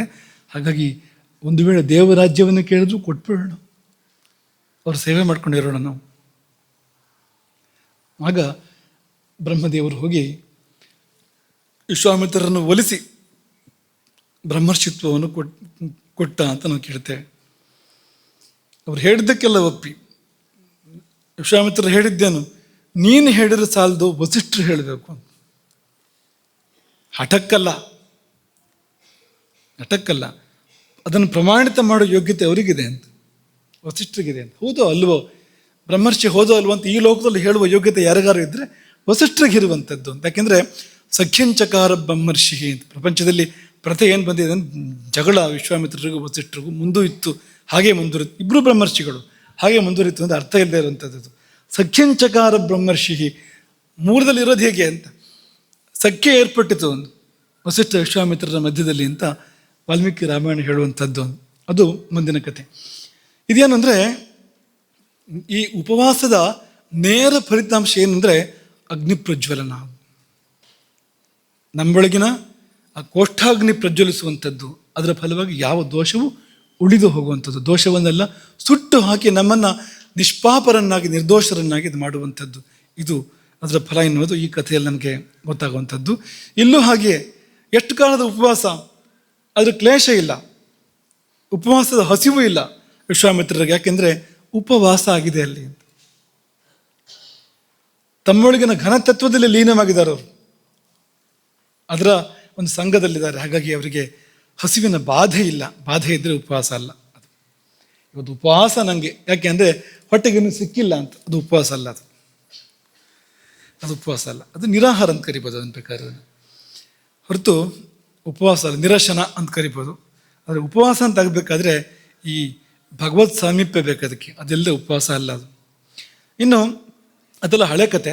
ಇತ್ತೀಚಿನ ಕತೆ ಹೇಳೋದಾದರೆ ರಮಣ ಮಹರ್ಷಿಗಳು. ಅವರು ತಮಿಳುನಾಡಿನ ತಿರುವಣ್ಣಾಮಲೆಗೆ ಬಂದ ಆರಂಭದ ದಿನಗಳು. ಅಲ್ಲಿ ಪಾತಾಳ ಲಿಂಗಂ ಎನ್ನುವ ಕತ್ತಲೆಯ ಗುಹೆ, ತೇವಾಂಶ ಇದೆ, ತುಂಬ ತೇವಾಂಶ ಇದ್ದಲ್ಲಿ ಕ್ರಿಮಿಕೀಟಗಳಿರ್ತವೆ. ಅಂಥದ್ದೊಂದು ಗುಹೆ. ಅಲ್ಲಿ ಯಾವಾಗಲೂ ಧ್ಯಾನದಲ್ಲಿ ಮುಳುಗಿರ್ತಿದ್ದಾರಂತೆ, ಆಳವಾದ ಧ್ಯಾನದಲ್ಲಿ, ಸಮಾಧಿಯಲ್ಲಿ ಯಾವಾಗಲೂ ಮುಳುಗಿರ್ತಾ ಇದ್ರು ರಮಣ ಮಹರ್ಷಿಗಳು. ಆಗ ಏನಾಯಿತು, ಕ್ರಿಮಿಕೀಟಗಳು, ಇರುವೆಗಳು ಅವರ ದೇಹಕ್ಕೆ ಮುತ್ತಿಗೆ ಹಾಕಿದ್ವು, ಕಚ್ಚಿ ಒಂದಷ್ಟು ದೇಹ ಭಾಗಗಳನ್ನು ತಿಂದುಬಿಟ್ಟು, ತೊಡೆಗಳು, ಕಾಲುಗಳು, ಆಸನದ ಪ್ರದೇಶ, ಇದನ್ನೆಲ್ಲ ಇರುವೆಗಳು ನಿರಂತರವಾಗಿ ಕಚ್ಚಿ ರಂಧ್ರಗಳನ್ನು ಮಾಡಿ ಮಾಂಸವನ್ನು ತಿಂದವು. ಬರೇ ಚರ್ಮ ತಿಂದಿದ್ದಲ್ಲ, ಚರ್ಮದಲ್ಲಿ ರಂಧ್ರ ಮಾಡಿ ಮಾಂಸವನ್ನು ತಿಂದವು. ಗೊತ್ತಿಲ್ಲ ಅವರಿಗೆ, ರಮಣ ಮಹರ್ಷಿಗಳಿಗೆ. ಯಾಕೆ ಅಂದರೆ ಅವರು ಉಪವಾಸ ಇದ್ದರು. ಹೊಟ್ಟೆಗಂತ ತಗೊಂಡಿಲ್ವ ಅಂದರೆ ಹಾಗಲ್ಲ, ಉಪವಾಸ ಇದ್ರು ಅಂದರೆ ಎಲ್ಲವನ್ನೂ ಮರೆತಿದ್ರು. ಇಲ್ಲೂ ಕೂಡ ಹಾಗೆ ಈ ಇರುವೆಗಳು ಬಂದು ಕಚ್ಚಿ ತಿಂದು ಮಾಂಸದವರೆಗೆ ಹೋಗಬೇಕು ಅಂದರೆ ಅದು ಅಷ್ಟು ಬೇಗ ಆಗುವಂಥದ್ದಲ್ಲ, ಸುಮಾರು ಸಮಯ ತಗೊಂಡಿರುವಂಥದ್ದು. ಅದು ಅಷ್ಟು ಬೇಗ ಅಲ್ಲಿವರೆಗೆ ಹೋಗೋದಿಲ್ಲ, ಅದು ಸಾಕಷ್ಟು ಸಮಯ ತಗೊಳುತ್ತೆ ಅದು. ಹಾಗಾದ್ರೆ ಅವ್ರು ಏನು ಮಾಡ್ತಾಯಿದ್ರು, ಗುಹೆ ಒಳಗೆ ಯಾರು ಅಡುಗೆ ಮಾಡಿ ಬಡಿಸ್ತಾ ಇದ್ರು ಅಂದರೆ ಏನಿಲ್ಲ, ಉಪವಾಸ, ನಿಜವಾದ ಉಪವಾಸ. ಇನ್ನು ಈ ಹಳೆಯ ಕಥೆಗಳ ಪೈಕಿಯಲ್ಲಿ ಕೊನೆಯದು, ತುಂಬ ಹಳೆಯದಿದು, ಒಂದು ರಾಕ್ಷಸನ ಕಥೆ ಇದು, ಮಹಾರಾಕ್ಷಸನ ಕಥೆ ಇದು. ಹಿರಣ್ಯಕಶಿಪು. ಹಿರಣ್ಯಾಕ್ಷನ ವಧೆಯಾದ ಬಳಿಕ ಹಿರಣ್ಯಕಶಿಪು ತಪಸ್ಸಿಗೆ ಹೋಗ್ತಾನೆ. ಅಜೇಯ ಅಜರಾಮರ ಆಗಬೇಕು ಅಂತ ಅವನು ತಪಸ್ಸು ಮಾಡ್ತಾ ಇರುವಂಥದ್ದು. ಅಪ್ರತಿದ್ವಂದ್ವ, ತನಗ್ಯಾರು ಎದುರಿರಬಾರ್ದು ಅಂತ, ಏಕರಾಜ ತಾನಾಗಬೇಕು ಅಂತ ತಪಸ್ಸು ಮಾಡ್ತಾ ಇರುವಂಥದ್ದು. ಮಂದರ ಪರ್ವತದ ಪರಿಸರದಲ್ಲಿ ತಪಸ್ಸು ಮಾಡ್ತಾ ಇದ್ದಾನೆ. ಊರ್ಧ್ವಬಾಹು, ಎರಡೂ ಕೈ ಮೇಲೆತ್ತಿದ್ದಾನೆ. ನಭೋ ದೃಷ್ಟಿ, ಆಕಾಶದಲ್ಲಿ ದೃಷ್ಟಿಯನ್ನು ನೆಟ್ಟಿದ್ದಾನೆ. ಪಾದಾಂಗುಷ್ಠಾಶ್ರಿತಾವನಿ, ಕೇವಲ ಹೆಬ್ಬೆರಳುಗಳ ಮೇಲೆ ನಿಂತಿದ್ದಾನೆ, ಪಾದವನ್ನು ಕೂಡ ಊರಿಲ್ಲ. ಕೇವಲ ಅಂಗುಷ್ಠಾಗ್ರದ ಮೇಲೆ ನಿಂತು ಎರಡೂ ಕೈ ಮೇಲೆತ್ತಿ ದೃಷ್ಟಿಯನ್ನು ಆಗಸದಲ್ಲಿ ನೆಟ್ಟು ತಪಸ್ಸು. ಎಷ್ಟೊತ್ತು ನಿಂತ್ಕೊಳ್ಳೋಕ್ಕಾಗತ್ತೆ ನೋಡೋಣ, ನಿಂತ್ಕೊಳ್ಳಿ ಆ ಥರ. ಈಗಲೇ ಎಲ್ಲ ಹೋಗಿ ನೋಡ್ಕೊಳ್ಳಿ. ಹೆಬ್ಬೆರಳ ತುದಿಯಲ್ಲಿ ಎಷ್ಟೊತ್ತು ನಿಂತ್ಕೋಬೋದು? ಹೆಚ್ಚೊತ್ತು ನಿಂತ್ಕೊಂಡಿಲ್ವಂತೆ. 100 ದಿವ್ಯ ವರ್ಷಗಳು ಅಂತ. 1 ದಿವ್ಯ ವರ್ಷ ಅಂದರೆ 365 ವರ್ಷ. ನಮ್ಮದು ಮನುಷ್ಯರ 365 ವರ್ಷ, ದೇವತೆಗಳ 1 ವರ್ಷ. 100 ದಿವ್ಯ ವರ್ಷ ಅಂದರೆ ನೀವು ಗುಣಾಕಾರ ಮಾಡಿ ಎಷ್ಟಾಯಿತು ಅಂತ. ಇಷ್ಟು ಕಾಲದ ತಪಸ್ಸು ಅದು ಹಿರಣ್ಯಕಶಿಪುವಿನದ್ದು. ಅವನಿಗೆ ಅಂತಹದ್ದೊಂದು ವರ ಸಿಕ್ಕಿದೆ ಅಂದರೆ ಸುಮ್ಮನೆ ಸಿಕ್ಕಿಲ್ಲ. ಅದರ ಹಿಂದಿರುವ ಪ್ರಯತ್ನ ಇದೆಯಲ್ಲ, ಅದು ಅತ್ಯದ್ಭುತವಾಗಿರುವಂಥದ್ದು, ಅಸಾಧಾರಣವಾಗಿರುವಂಥದ್ದು. ಮೋಕ್ಷಕ್ಕಾಗಿ ಮಾಡಿದ್ನ ಅಂದರೆ ಇಲ್ಲ, ಮೋಕ್ಷಕ್ಕಾಗಿ ಮಾಡಿಲ್ಲ. ಅವನು ವಿಶ್ವವಿಜಯಿ ಆಗಬೇಕು ಅಂತ ಮಾಡಿದ್ದು. ರಜೋಗುಣ ತಮೋಗುಣಗಳ ಪ್ರಭಾವ ಇದೆ. ಆದರೆ ಮೋಕ್ಷಕ್ಕಾಗಿ ಅಲ್ಲವೋ ಅಂದರೆ ಮೋಕ್ಷಕ್ಕಾಗಿ ಮಾಡಿರೋದು. ಒಳಗೆ ಜೀವ ಆ ಕಡೆಗೆ ಹೋಗ್ತಾ ಇದೆ. ಇದು ಇವನು ಮೋಕ್ಷಕ್ಕೆ ಹೋಗಬೇಕು ಅಂದರೆ ದೇವರು ಕೆಳಗಿಳಿದು ಬರಬೇಕು. 3 ಅವತಾರ ತಗೊಳ್ಬೇಕು ದೇವರು ಇವನಿಗೋಸ್ಕರವಾಗಿ. ನರಸಿಂಹ ಅವತಾರ, ರಾಮಾವತಾರ, ಕೃಷ್ಣಾವತಾರ ತಾಳಿಸ್ಬೇಕು ಇವನು ದೇವರಿಂದ. ಅಂಥ ಕೆಲಸ ಇದೆ ಹಿರಣ್ಯಕಶಿಪುವಿಗೆ. ಅದು ಕೊಟ್ಟು ಶಕ್ತಿ ಬೇಕು ಅದೆಲ್ಲ ಮಾಡಬೇಕು ಅಂದರೆ. ಭಯಂಕರವಾದ ತಪಸ್ಸು. ಮೊದಲು ಹೇಗಪ್ಪ ಅಂದರೆ ಅವನ ಜಟಾಮಂಡಲ ಶೋಭಿಸ್ತಂತೆ, ಎಲ್ಲ ಕಡೆಗೆ ಹಬ್ಬಿ ಹರಡಿದೆ ಜಟಗಳು. ಹೇಗೆ ಅಂದರೆ ಸಂವರ್ತಕ ಅಂತ ಒಂದು ಅಗ್ನಿ ಸೂರ್ಯನಿಗೂ ಹೇಳ್ತಾರೆ, ಅದರ ಜ್ವಾಲೆಗಳು ಕಿರಣಗಳು ಹರಡಿದ ಹಾಗೆ ಜಟಗಳು ಹರಡಿತ್ತು ಎಲ್ಲ ಕಡೆಗೂ ಅಂತ. ಹಾಗೆ ಆರಂಭದಲ್ಲಿ ಇತ್ತಂತೆ. ದೇವತೆಗಳು ತಮ್ಮ ಸ್ಥಾನಕ್ಕೆ ಹೋಗಿ ಸೇರ್ಕೊಂಡ್ರಂತೆ. ಈ ಸಮಯದಲ್ಲಿ ತಮ್ಮ ನೆಲೆಗಳನ್ನು ಕಂಡುಕೊಂಡ್ರಂತೆ. ಹೇಗೂ ಇವನು ಕಾಟ ಇಲ್ವಲ್ಲ ಈಗ ಅಂತ. ಆದರೆ ಮುಂದುವರೆದಂತೆ ತಪಸ್ಸು ಎಲ್ಲಿಗೆ ಹೋಯಿತು ಅಂದರೆ ಇದರದ್ದೇ ಹೋಲಿಕೆ ಇದೆ, ಈಗ ಹೇಳಿದ ದೃಷ್ಟಾಂತದ ಹೋಲಿಕೆ ಇದೆ. ಯಾಕೆಂದರೆ ಅದೇ ಅದು. ತಸ್ಯ ಮೂರ್ಧ ಸಮುದ್ಭೂತ ಸಧೂಮೋಗ್ನಿಸ್ತಪೋಮಯ ತಿರ್ಯಗೂರ್ಧ್ವ ಮಧೋ ಲೋಕಾನ್ ಪ್ರಾತಪದ್ ವಿಶ್ವಗೈರಿತ. ನೆತ್ತಿಯಿಂದ ಹೊಗೆಯಿಂದೊಡಗೂಡಿದ ಬೆಂಕಿ ಹೊರಬಂತು. ಬೆಂಕಿಯೇ ಹೊರಬಂತು. ಸಧೂಮೋಗ್ನಿ ಅದು ಮೇಲೆ ಕೆಳಗೆ ಅತ್ತ ಇತ್ತ ಎಲ್ಲ ವ್ಯಾಪಿಸಿತು. ಆ ಬೆಂಕಿ ತುಂಬ ಕಾಲ ಕಳೆದಿದೆಯಲ್ಲ. ವಿಶ್ವಗೈರಿತ ಪರಿಣಾಮವಾಗಿ ನದಿ ಸಮುದ್ರಗಳು ಕ್ಷೋಭೆಗೊಂಡವು, ಭೂಮಿ ಕಂಪಿಸಿತು, ಗ್ರಹಗಳೆಲ್ಲ ಉದುರಿದುವಂತೆ. ಗ್ರಹಗಳು ಉದುರಿದವು, ತಾರೆಗಳು ಕೂಡ ಸ್ಥಾನಚ್ಯುತವಾದವು ಮತ್ತು ಹೊತ್ತಿ ಉರಿದವು. ಸ್ವರ್ಗಕ್ಕೂ ಬಿಸಿ ತಟ್ಟಿದಂತೆ. ಎಷ್ಟರ ಮಟ್ಟಿಗೆ ಅಂದರೆ ಸ್ವರ್ಗ ತಂಪಲ್ವಾ, ಅತ್ಯಂತ ತಂಪು. ಆದರೆ ಬಿಸಿ ಎಷ್ಟು ಸ್ವರ್ಗದಲ್ಲಿ ಏರ್ಪಡ್ತು ಅಂದರೆ ಸ್ವರ್ಗದಲ್ಲಿ ಇರೋಕ್ಕೆ ಆಗದೆ ಬಿಟ್ಟು ಬ್ರಹ್ಮಲೋಕಕ್ಕೆ ಹೋದ್ರಂತೆ ಮೇಲಕ್ಕೆ ದೇವತೆಗಳು. ಅಷ್ಟು ಬಿಸಿ. ಯಾಕೆಂದರೆ ಅಗ್ನಿ. ತಪಸ್ಸು ಅಂದರೆ ಅಗ್ನಿ, ಅಗ್ನಿ ಅಂದರೆ ತಪಸ್ಸು. ಬ್ರಹ್ಮನಲ್ಲಿ ಪ್ರಾರ್ಥನೆ ಮಾಡ್ತಾರೆ, ಹೋಗಿ ಅದು ಏನು ಅಂತ ನೋಡೋದು ಒಳ್ಳೆಯದು, ಯಾರಿಗೂ ಇರೋ ಪ್ರಶ್ನೆ ಇಲ್ಲ ಅಂತ ಕಷ್ಟ ಆಗಿಬಿಟ್ಟಿದೆ, ಹೋಗಿ ನೋಡೋದು ಒಳ್ಳೆಯದು ಅಂತೆಲ್ಲ ವಿಜ್ಞಾಪನೆ ಮಾಡ್ತಾರೆ. ಅಲ್ಲೊಂದು ಸಂಭಾಷಣೆ ಆಗುತ್ತೆ ಬ್ರಹ್ಮದೇವರಿಗೂ ಮತ್ತು ದೇವತೆಗಳಿಗೂ. ಆಮೇಲೆ ಬ್ರಹ್ಮ ಒಪ್ಕೊಂಡು ಹಿರಣ್ಯಕಶಿಪು ಇದ್ದಲ್ಲಿ ಬರ್ತಾನೆ. ಇಲ್ಲೇ ಇರೋ ಸ್ವಾರಸ್ಯ. ಹಿರಣ್ಯಕಶಿಪು ಇರೋಲ್ಲಿ ಬಂದರೆ ದೈತ್ಯೇಶ್ವರ ಆಶ್ರಮ, ಈ ಶಬ್ದ ನೋಡಿ, ಭಾಗವತದ ಪಂಕ್ತಿಗಳು ಇವೆಲ್ಲವೂ ಕೂಡ ದೈತ್ಯೇಶ್ವರ ಆಶ್ರಮ. ಆ ದೈತ್ಯೇಶ್ವರನ ಆಶ್ರಮದಲ್ಲಿ ದೈತ್ಯೇಶ್ವರ ಇಲ್ಲ, ಹಿರಣ್ಯಕಶಿಪು ಇಲ್ಲ, ಕಾಣ್ತಾ ಇಲ್ಲ. ಏನಾಗಿರ್ಬೋದು ಕಾಣದೇ ಇರೋದಕ್ಕೆ? ಏನಾಗಿರ್ಬೋದು? ಏನಪ್ಪ ಆಗಿರ್ಬೋದು ಅಂದರೆ ಹಿರಣ್ಯಕಶಿಪುವಿನ ಮೇಲೆ ಹುಲ್ಲು ಬಿದಿರು ಬೆಳೆದಿದೆ ಅಂತೆ. ಹುತ್ತ ಮಾತ್ರ ಅಲ್ಲ, ವಲ್ಮೀಕ ತೃಣ ಕೀಚಕೈಹಿ. ಹುತ್ತ ಮಾತ್ರ ಅಲ್ಲ, ಹುಲ್ಲು ಬಿದಿರುಗಳು ಬೆಳೆದಿದ್ದಾವೆ. ಹಾಗೆ ಒಳಹೊಕ್ಕು ದೃಷ್ಟಿ ನೋಡಿದರೆ ಅಲ್ಲಿ ಏನಿದೆ ಅದ್ರ ಒಳಗೂ ಕೂಡ ಹಿರಣ್ಯಕಶಿಪು ಅವನು ಯಥಾರೂಪವಾಗಿ ಇಲ್ಲ. ಅವನು ತಪಸ್ಸು ಕೂತಾಗ ಹಾಗಿದ್ನೂ ಹಾಗಿಲ್ಲ. ಮತ್ತೇನಿದೆ, ಹೇಗಿರ್ಬೋದು? ಸಪೂರ ಆಗಿರ್ಬೋದು. ಅವನು ತಪಸ್ಸು ಮಾಡಿ ಮಾಡಿ ಮಾಡಿ ಮೂಳೆಗಳಿದ್ದವು ಅಷ್ಟೇ. ಹಿರಣ್ಯಕಶಿಪುವಿನ ಮೂಳೆಗಳಿದ್ದವು. ಇದು ಹೇಗಿರ್ಬೋದು ಈ ತಪಸ್ಸು? ಪಿಪೀಲಿಕಾಭಿರಾಚೀರ್ಣಂ, ಇರುವೆಗಳು ತಿಂದು ಹಾಕಿದೆ. ಏನೆಲ್ಲ? ಮೇಧ, ಕೊಬ್ಬು, ತ್ವಕ್ಕು, ಚರ್ಮ, ಮಾಂಸ, ರಕ್ತ, ಈ ಮೂಳೆ ಮೇಲೆ ಏನೆಲ್ಲ ಇದೆಯೋ ಅದೆಲ್ಲದನ್ನು ತಿಂದು ಹಾಕಿದೆ ಅಂತ. ಇರುವೆಗಳು. ಇವನು ಗಪ್ ಚುಪ್, ಇವನು ಏನು ಇರುವೆ ಓಡಿಸೋಕೆ ಕೂಡ ಹೋಗಿಲ್ಲ. ಹಿರಣ್ಯಕಶಿಪು, ಅದನ್ನು ಮೀಸೆ ಕಲ್ಪನೆ ಮಾಡ್ಕೊಳ್ಳಿ ಹೇಗಿರ್ಬೋದು ಅಂತ. ಹಿರಣ್ಯಕಶಿಪು ನೀವು, ಅವನು ಆ ಇರುವೆ ಓಡಿಸೋಕ್ಕಾಗೋದಿಲ್ವ ಅವನಿಗೆ, ಹಿರಣ್ಯಕಶಿಪುವಿಗೆ? ಹಾಗಾದರೆ ತಿಂದು ಹಾಕ್ಬಿಟ್ಟಿದೆ ಪೂರ್ತಿ. ಯಾಕೆಂದರೆ ತಪಸ್ಸಿನಲ್ಲಿ ಮುಳುಗಿದ್ದಾನೆ. ಬ್ರಹ್ಮನ ಉಪವಾಸ, ಯಾರಿಗೆ?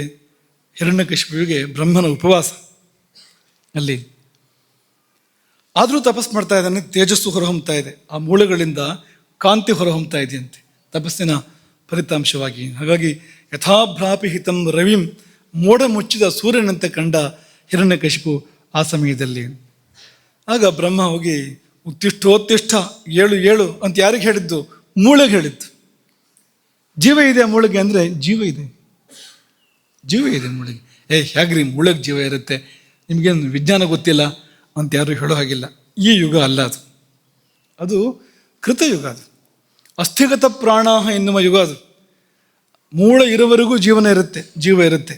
ಈಗ ಅನ್ನಗತ ಪ್ರಾಣ ಅಂತ ಅಥವಾ ಶ್ವಾಸಗತ ಪ್ರಾಣ ಅಂಥ ಕಾಲ ಬಂದಿದೆ. ಉಸಿರು ಇರೋವರೆಗೂ ಬದುಕು, ಅನ್ನ ಇರೋವರೆಗೂ ಬದುಕು ಅನ್ನೋ ಕಾಲ ಬಂದುಬಿಟ್ಟಿದೆ ಈಗ. ಆದರೆ ಆಗ ಹಾಗಲ್ಲ, ಅಸ್ಥಿಗತ ಪ್ರಾಣ ಅಂತಾಗಿದ್ದರಿಂದ ಜೀವ ಹಿಡ್ಕೊಂಡಿದ್ದಾನೆ ಇನ್ನೂ ಕೂಡ ಅಂತ ಮೂಳೆಗಳಲ್ಲಿ. ಏಳು ತಪಸ್ಸಿದ್ಧನಾದ ನೀನು, ವರ ಕೊಡಲು ಬಂದೆ ನಾನು, ಕೇಳು ಬೇಕಾದ ವರವನ್ನು ಅಂತಲ್ಲಿ ಹೇಳಿದವನು ಬ್ರಹ್ಮನ ಪ್ರಶಂಸೆಯ ಮಾತುಗಳನ್ನು ಕೇಳಿ ಅದ್ರಾಕ್ಷಮಹಂ ಏತಂತೆ ಹೃತ್ಸಾರಂ ಮಹದದ್ಭುತಂ, ನಾನೊಂದು ಅದ್ಭುತವನ್ನು ನೋಡ್ತಾ ಇದ್ದೇನೆ ಅಂತ ಬ್ರಹ್ಮ ಹೇಳೋದು. ಬ್ರಹ್ಮನ ಆಯುಷ್ಯಲ್ಲಿ ಬ್ರಹ್ಮ ಏನೆಲ್ಲ ನೋಡಿರ್ಬೋದು, ಮಹದದ್ಭುತಂ ಅಂತ ಬ್ರಹ್ಮ ಹೇಳ್ತಾನೆ ಅಂತ. ಏನಪ್ಪ ಮಹದದ್ಭುತಂ ಅಂದರೆ? ದಂಶ ಭಕ್ಷಿತ ದೇಹಸ್ಯ, ದಂಶ ಅಂದರೆ ಕಚ್ಚಿ ತಿನ್ನುವಂಥ ಇರುವೆ ಮೊದಲಾದ ಕ್ರಿಮಿಕೀಟಗಳು ದೇಹವನ್ನು ತಿಂದು ಮುಗಿಸಿವೆ. ಪ್ರಾಣ ಹ್ಯಸ್ಥಿಷು ಶೀಯರತೆ, ಪ್ರಾಣಗಳು ಇನ್ನೂ ಕೂಡ ಎಲಿಬಿನಲ್ಲಿ ಉಳ್ಕೊಂಡಿದ್ದಾವೆ. ಯಾರು ಮಾಡಿಲ್ಲ ಈ ಥರ ಇಲ್ಲಿವರೆಗೂ. ನೈತತ್ ಪೂರ್ವರ್ಷಿಯಶ್ಚಕ್ರುಹು, ಪೂರ್ವರ್ಷಿಗಳು ಯಾರು ಇಂಥ ತಪಸ್ಸನ್ನು ಮಾಡಿಲ್ಲ. ಬ್ರಹ್ಮದೇವ ಹೇಳಿದ್ದು. ನಕರಿಷ್ಯಂತೆ ಚಾಪರೆ, ಮುಂದೆ ಅವರು ಮಾಡೋದು ಇಲ್ಲ. ಏನಪ್ಪ ಅಂದರೆ 100 ದಿವ್ಯ ವರ್ಷಗಳ ಕಾಲ ನೀರು ಕುಡಿಲಿಲ್ಲ. ನಿರಂಬುಹು ಧಾರಯೇತ್ ಪ್ರಾಣ ಕೋವೈ ದಿವ್ಯ ಸಮಾಶ್ಯತಂ, 100 ದಿವ್ಯ ವರ್ಷಗಳ ಕಾಲ ನೀರಿಲ್ಲದೆ ಪ್ರಾಣಗಳನ್ನು ಹಿಡ್ಕೊಳ್ಳೋಕೆ ಯಾರಿಗೆ ಸಾಧ್ಯ? ಅಂದರೆ ವೈಕುಂಠದ ದ್ವಾರಪಾಲಕನಿಗೆ ಮಾತ್ರ ಸಾಧ್ಯ, ಮತ್ತಾರಿಗೂ ಸಾಧ್ಯ ಇಲ್ಲ. ವಿಷ್ಣು ಪಾರ್ಶ್ವವರ್ತಿಗೆ, ವಿಷ್ಣು ಸಹಚರಣಿಗೆ ಮಾತ್ರ ಸಾಧ್ಯ ಅದು. ಅಲ್ಲಿದೆ ಚೈತನ್ಯ ಅದಕ್ಕೆ ಬೇಕಾಗಿರುವಂಥದ್ದು. ಮತ್ತೆ ಮರಳಿ ಹೋಗಬೇಕು ವೈಕುಂಠಕ್ಕೆ ಎನ್ನುವ ಜೀವದ ವಾಂಛೆ ಇದೆಯಲ್ಲ, ದೇವರನ್ನು ಕರೆಸ್ಕೊಳ್ಬೇಕು ಇಲ್ಲಿಗೆ ಅಂತ, ಅದು ಆ ಪ್ರಾಣಗಳನ್ನು ಹಿಡಿದಿಟ್ಟಿದೆ. ಹಾಗಾಗಿ ನಿನ್ನ ಈ ತಪಸ್ಸಿನಿಂದ ಮೆಚ್ಚಿದೆ, ಇದು ನಿನಗೆ ಆಶೀರ್ವಾದ ಮಾಡ್ತೇನೆ ಎಂಬುದಾಗಿ ಹೇಳಿ ಇರುವೆ ತಿಂದ ಆ ದೇಹದ ಮೇಲೆ, ಆ ಮೂಳೆ ಮೇಲೆ ಆ ಸಂಭಾಷಣೆ ನೀವು ಕಲ್ಪನೆ ಮಾಡ್ಕೊಳ್ಳಿ. ಬ್ರಹ್ಮದೇವ, ಚತುರ್ಮುಖ ಬ್ರಹ್ಮ ಮತ್ತು ಅಸ್ಥಿಪಂಜರ ಮಾತಾಡೋದು, ಅದನ್ನು ಕಲ್ಪನೆ ಮಾಡ್ಕೊಳ್ಳಿ ನೀವು ಹೇಗಿರ್ಬೋದು ಅಂತ. ಅಸ್ಥಿಪಂಜರದ ಮೇಲೆ ತನ್ನ ಕಮಂಡಲಿನ ಜಲವನ್ನು ಪ್ರೋಕ್ಷಿಸಿದಂತೆ ಬ್ರಹ್ಮ. ಆಗ ಮತ್ತೆ ಹಿರಣ್ಯಕಶಿಪು ಪೂರ್ಣಾಂಗನಾಗಿ ಎದ್ದು ಬಂದ, ನವಯುವಕನಾಗಿ ಪೂರ್ಣಾಂಗನಾಗಿ ವಜ್ರ ಶರೀರಿಯಾಗಿ ಎದ್ದು ಬಂದ. ಹಿರಣ್ಯಕಶಿಪು ಅಂದರೆ ಕೆಟ್ಟ ರಾಕ್ಷಸ ಅಂತಷ್ಟೇ ಭಾವಿಸಬೇಡಿ. ಒಳಗಿರತಕ್ಕಂಥ ಚೇತನ ಯಾವುದು ಎಂಬುದನ್ನು ನಾವು ಆಲೋಚನೆ ಮಾಡಬೇಕು. ದೇವರನ್ನು ಕರೆಸುವಂಥ ಯೋಗ್ಯತೆ, 3 ಬಾರಿ ದೇವರನ್ನು ಭೂಮಿಗೆ ಕರೆಸೋ ಯೋಗ್ಯತೆಯನ್ನು ನಾವು ಯೋಚನೆ ಮಾಡಬೇಕು. ಅಷ್ಟು ಸುಲಭದ್ದಲ್ಲ ಅದು. ಕೆಲವು ಸಾರಿ ಏನು ಅಂದರೆ, ಈಗ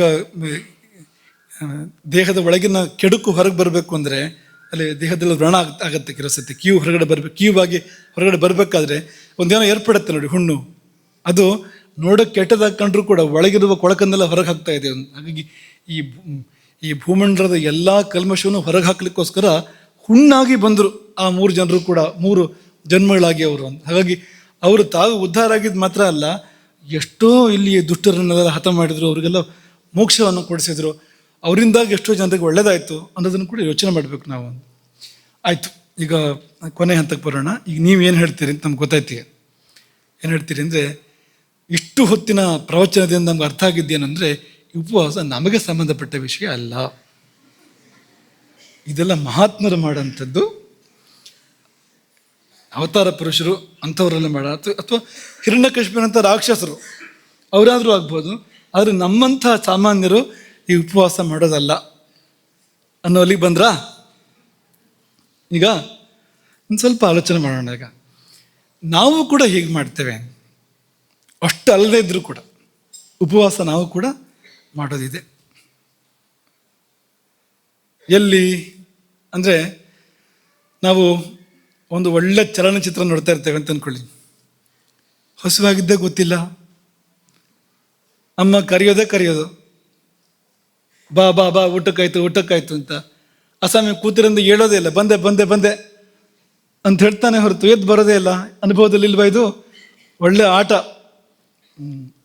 ಪಂದ್ಯ ನಡೀತಾ ಇದೆ ಅಂತ ನೋಡ್ತಾ ಕೂತಿರ್ತೇವೆ ಅಂದರೆ ಊಟದ ನೆನಪಾಗತ್ತ ನಮಗೆ? ಆವಾಗ ನೆನಪಾಗತ್ತಾ? ತುಂಬ ಉದಾಹರಣೆಗಳು ಕೊಡ್ಬೋದು ಇಂಥದ್ದು. ಅಂದರೆ ನಾವು ನಮ್ಮ ಬದುಕಿನಲ್ಲಿಯೇ ಎಷ್ಟೋ ಬಾರಿ ಊಟವನ್ನು ಮರೀತೇವೆ, ನಮ್ಗೆ ಹಸುವು ಆಗೋದಿಲ್ಲ, ಗೊತ್ತೂ ಆಗೋದಿಲ್ಲ. ಊಟದ ಸಮಯ ಮೀರಿ ಎಷ್ಟು ಹೊತ್ತಾಗಿರುತ್ತೆ, ಆ ಪ್ರಜ್ಞೆ ಇರೋದಿಲ್ಲ. ಅಂಥದ್ದಿಲ್ವಾ ಜೀವನದಲ್ಲಿ? ಇದೆಯೋ ಇಲ್ವಾ?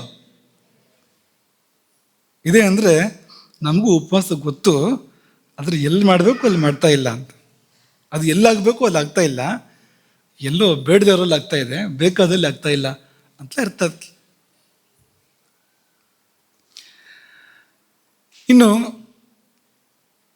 ಒಳ್ಳೆ ಜಾಗದಲ್ಲೂ ಆಗೋದಿದೆ. ಮಠದಲ್ಲೇ ನೋಡ್ತೇನೆ ಎಷ್ಟೋ ಬಾರಿ. ಈಗ ಕಾರ್ಯಕ್ರಮ ಎಲ್ಲ ಮುಗಿಯುವಾಗ ತಡ ಆಗಿರ್ತದೆ, 3 ಗಂಟೆ 4 ಗಂಟೆ ಎಲ್ಲ ಆಗೋದುಂಟು, ಇಷ್ಟು ಬಾರಿ 5 ಗಂಟೆ ಆಗೋದುಂಟು ಅಲ್ವಾ? ಎಷ್ಟೋ ಜನ ಕೂತಿರ್ತಾರೆ ಹಾಗೆ. ಇಲ್ಲಿ ಊಟ ಅಲ್ಲಿ ಕಾಯ್ತಾ ಇರುತ್ತೆ ಅವ್ರನ್ನ, ಊಟಕ್ಕೆ ಹೋಗೋ ಸಾಧ್ಯತೆ ಇದೆ ಅವರಿಗೆ, ಅವ್ರು ಹೋಗೋದೇ ಕೂತಿರ್ತಾರೆ. ಇಲ್ಲಿ ನಾವು ಎಷ್ಟೋ ಮಂದಿಯನ್ನು ಕೇಳ್ತೇವೆ, ತುಂಬ ಹೊತ್ತಾಯ್ತಲ್ಲ, 4 ಗಂಟೆ ಆಯ್ತಲ್ಲ, 5 ಗಂಟೆ ಆಯ್ತಲ್ಲ ಅಂತ ಕೇಳಿದ್ರೆ ಹಸುವೆ ಆಗಲಿಲ್ಲ ಅಂತ, ಹಸುವೆ ಗೊತ್ತಾಗಲಿಲ್ಲ ಅಂತ ಹೇಳ್ತಾರೆ. ಅಂದರೆ ಇಂತಹ ಜಾಗದಲ್ಲೂ ಸಾಮಾನ್ಯ ಮನುಷ್ಯರಿಗೂ ಆಗ್ತಾ ಇದೆ, ಇದು ಆಗೋಕ್ಕೆ ಸಾಧ್ಯ ಇದೆ. ಇದು ನೋಡಿ, ಹೌದು ಅಲ್ವಂತ?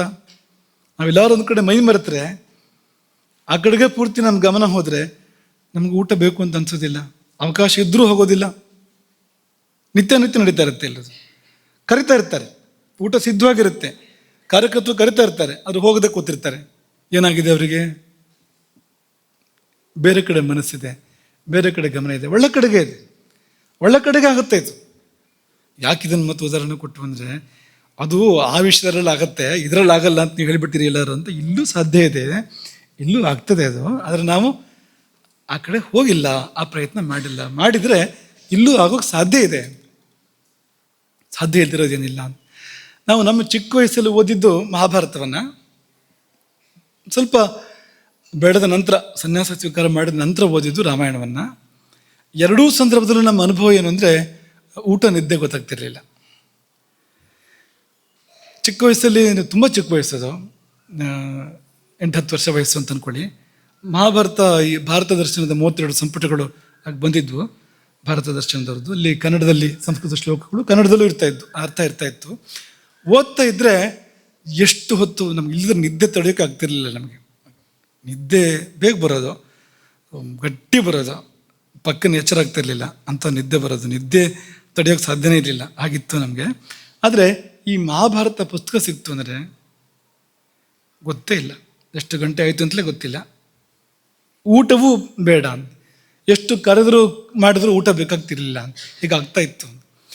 ಮುಂದಕ್ಕೆ ಸನ್ಯಾಸದ ನಂತರ, ವಯಸ್ಸಿಗೆ ಬಂದ ನಂತರ, ಒಂದು ಹಂತ ವಯಸ್ಸಿಗೆ ಬಂದ ನಂತರ ರಾಮಾಯಣ ಮೂಲವನ್ನೇ ಅವಲೋಕನ ಮಾಡಿದ್ದು. ಆ ಸಮಯದಲ್ಲಿ ಸಂಸ್ಕೃತ ಶ್ಲೋಕಗಳನ್ನೇ, ವಾಲ್ಮೀಕಿಗಳ ಶ್ಲೋಕಗಳನ್ನೇ, ಆಗಲೂ ಹೀಗೆ ಆಗ್ತಾ ಇತ್ತು.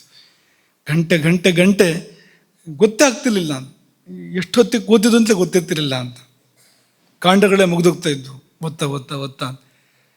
ಏನಪ್ಪ ಇದು ಅಂದರೆ, ಅದೇ ಇದು, ಎಲ್ಲೋ ಒಂದು ಕಡೆ ನಾವು ಮುಳುಗಿದಾಗ, ಮೈ ಮರೆತಾಗ, ಭಾವ ನಮ್ಮನ್ನು ಆವರಿಸಿದಾಗ, ಈ ದೇಹ ಏನು ಕೇಳೋದಿಲ್ಲ, ಅದು ಬೇಕು ಇದು ಬೇಕು ಅಂತ ದೇಹ ಕಿರಿಕಿರಿ ಮಾಡೋದಿಲ್ಲ, ತೊಂದರೆ ಮಾಡೋದಿಲ್ಲ. ಭಾವ ಬರಬೇಕು ನಮಗೆ, ಭಾವ ಬೇಕು. ಹಸಿವು ಆಯಿತು ಅಂದರೆ ಅದಿಲ್ಲ ಅಂತ ಅರ್ಥ. ಅದಕ್ಕೆ ಆಗ ಮೈ ಮರೆತಿಲ್ಲ ನೀನು, ಮೈ ಮರೆತಿಲ್ಲ ಅಂತ. ಮೈ ಮರೆತರೆ ಹಸಿವಾಗೋದಿಲ್ಲಿಂದ, ಯಾಕೆಂದ್ರೆ ಮೈ ಮರೆತಿದೆಯಲ್ಲ. ಹಸಿವು ಅನ್ನೋದು ಮೈಗೆ ಸಂಬಂಧಪಟ್ಟಿರ್ತಕ್ಕಂಥ ವಿಷಯ ಅದು. ಹಾಗಾಗಿ ಮೈ ಮರೆಯೋದನ್ನು ನಾವು ಅಭ್ಯಾಸ ಮಾಡಬೇಕು, ಅಪೇಕ್ಷೆ ಪಡಬೇಕು. ಮೈ ಮರೆಯೋದನ್ನು ಒಂದು ದಾರಿ ಅದು ಅಂತ. ನಿರಾಹಾರಕ್ಕಿರ್ತಕ್ಕಂಥ ಒಂದು ದಾರಿ ಅದು ಉಪವಾಸ ಅಂದರೆ ಈ ರೀತಿಯ ಭಾವ ಎನ್ನುವಂಥದ್ದು. ಇವತ್ತು ಏಕಾದಶಿಯಲ್ಲಿ ಆಹಾರವನ್ನು ತುಂಬ ನಿಷೇಧ ಮಾಡಿದ್ದಾರೆ. ಇಲ್ಲಿವರೆಗೆ ಹೇಳಿದ್ದಾರೆ ಅಂದರೆ ಆಹಾರದ ಬಗ್ಗೆ 3 ಲೋಕದ ಪಾಪಗಳೆಲ್ಲವೂ ಕೂಡ ಆಹಾರದಲ್ಲಿ ಬಂದು ಸೇರ್ಕೊಂಡಿರ್ತಂತೆ ಆ ಸಮಯದಲ್ಲಿ. ಏಕಾದಶಿ ದಿನ ಯಾನಿ ಕಾನಚ ಪಾಪಾನಿ ಬ್ರಹ್ಮಹತ್ಯಾ ಸಮಾನಿಚ ಅನ್ನಮಾಶ್ಯತೆ ತಿಷ್ಠಂತಿ ಸಂಪ್ರಾಪ್ತೆ ಹರಿವಾಸರ ಬಂತು ಅಂದರೆ ಎಲ್ಲ ಪಾಪಗಳು ಅಲ್ಲಿ ಬಂದು ಠಿಕಾಣಿ ಹೊಡಿರ್ತೇವೆ, ಅನ್ನದಲ್ಲಿ ಬಂದು ಠಿಕಾಣಿ ಹೊಡಿರ್ತೇವೆ, ತಿಂದರೆ ಬಂದ್ಬಿಡ್ತೇವೆ ನಮಗೆ ಸೀದಾ ಅಂತ ಅನ್ನೋಷ್ಟು ಮಟ್ಟಿಗೆ ಹೇಳಿದ್ದಾರೆ. ಹಾಗಾಗಿ ಅದು ಒಳ್ಳೆಯದಲ್ಲ. ಹಾಗಾದರೆ ಹೇಗೆ ಮಾಡಬೇಕು? ಉಪವಾಸ ಕಷ್ಟಪಡಬೇಕಂದ್ರೆ ಕಷ್ಟನೂ ಪಡಬಾರ್ದು. ಹರಿಯ ಧ್ಯಾನದಲ್ಲಿ ಮುಳುಗಬೇಕು, ಹರಿಕಥೆ ಹರಿಕೀರ್ತನೆಗಳು ನಡಿಬೇಕು, ಹಾಡಬೇಕು, ಹರಿಯ ಕುರಿತು ಹಾಡಬೇಕು. ಹಾಡಿದವನು ಏನಾಗ್ತಾನೆ ಅಂದರೆ ಎಷ್ಟು ಸ್ವರಗಳನ್ನು ಪ್ರಯೋಗ ಮಾಡ್ತಾನೋ ಅಷ್ಟು ವತ್ಸರಗಳ ಕಾಲ ಅವನು ಉತ್ತಮ ಲೋಕಗಳಲ್ಲಿ ವಾಸ ಮಾಡ್ತಾನೆ ಅಂತ ಶಾಸ್ತ್ರಗಳು ಹೇಳ್ತವೆ ಅಂತ. ಎಷ್ಟು ಸ್ವರಗಳಂದ್ರೆ ಎಷ್ಟು ಸ್ವರ ಬರುತ್ತೆ, ಸರಿಗಮ ಪದನಿ ಹಾಡ್ತಾ ಹಾಡ್ತಾ 7 ಅಂತ ಹೇಳಬೇಡಿ, 7 ಎಷ್ಟು ಸಾರಿ ಬರುತ್ತೆ ಅಂತ. ಅಷ್ಟು ಕಾಲ ಅವನಿಗೆ ಉತ್ತಮ ಲೋಕಗಳಲ್ಲಿ ವಾಸ, ವೈಕುಂಠದಲ್ಲಿ ವಾಸ ಎಂಬುದಾಗಿ ಬಲ್ಲವರು ಹೇಳ್ತಾರೆ. ಕಥಾಂಚ ವಾಸುದೇವಸ್ಯ ಗೀತಕಂ ವಾಪಿಕಾರಿಯೇ ಧ್ಯಾಯನ್ ಪಠನ್ ಸ್ತುವನ್ ದೇವಂ ಪ್ರೇರೆಯೇದ್ ರಜನೀಂ ಬುಧಃ. ರಾತ್ರಿಯಿಡೀ ಎಚ್ಚರ ಇರಬೇಕು, ಏಕಾದಶಿ ಜಾಗರಣ ಅಂತ. ರಾತ್ರಿಯಿಡೀ ಇದನ್ನೇ ಮಾಡಬೇಕು. ಆಗ ಸರ್ವಸಂಗಂ ಸಂತ್ಯಜ್ಯ ಮಮಲೋಕಾಯ ಗಚ್ಚತಿ. ನನ್ನಲ್ಲಿಗೆ ಬರ್ತಾನೆ ಅವನು, ಎಲ್ಲವನ್ನೂ ಕಳ್ಕೊಂಡು ಎಲ್ಲವನ್ನು ಬಿಟ್ಟು ನನ್ನಲ್ಲಿಗೆ ಬರ್ತಾನೆ ಅವನು ಎಂಬುದಾಗಿ ಅದನ್ನು ಏಕಾದಶಿ ಮಹಿಮೆಯನ್ನು ವರ್ಣನೆ ಮಾಡಿದ್ದಾರೆ ಅಂತ. ಹಾಗಾಗಿ ಅಂತಂಥ ಫಲ ಇದೆಯಂತೆ. ಅದಕ್ಕೆ ನೋಡಿ,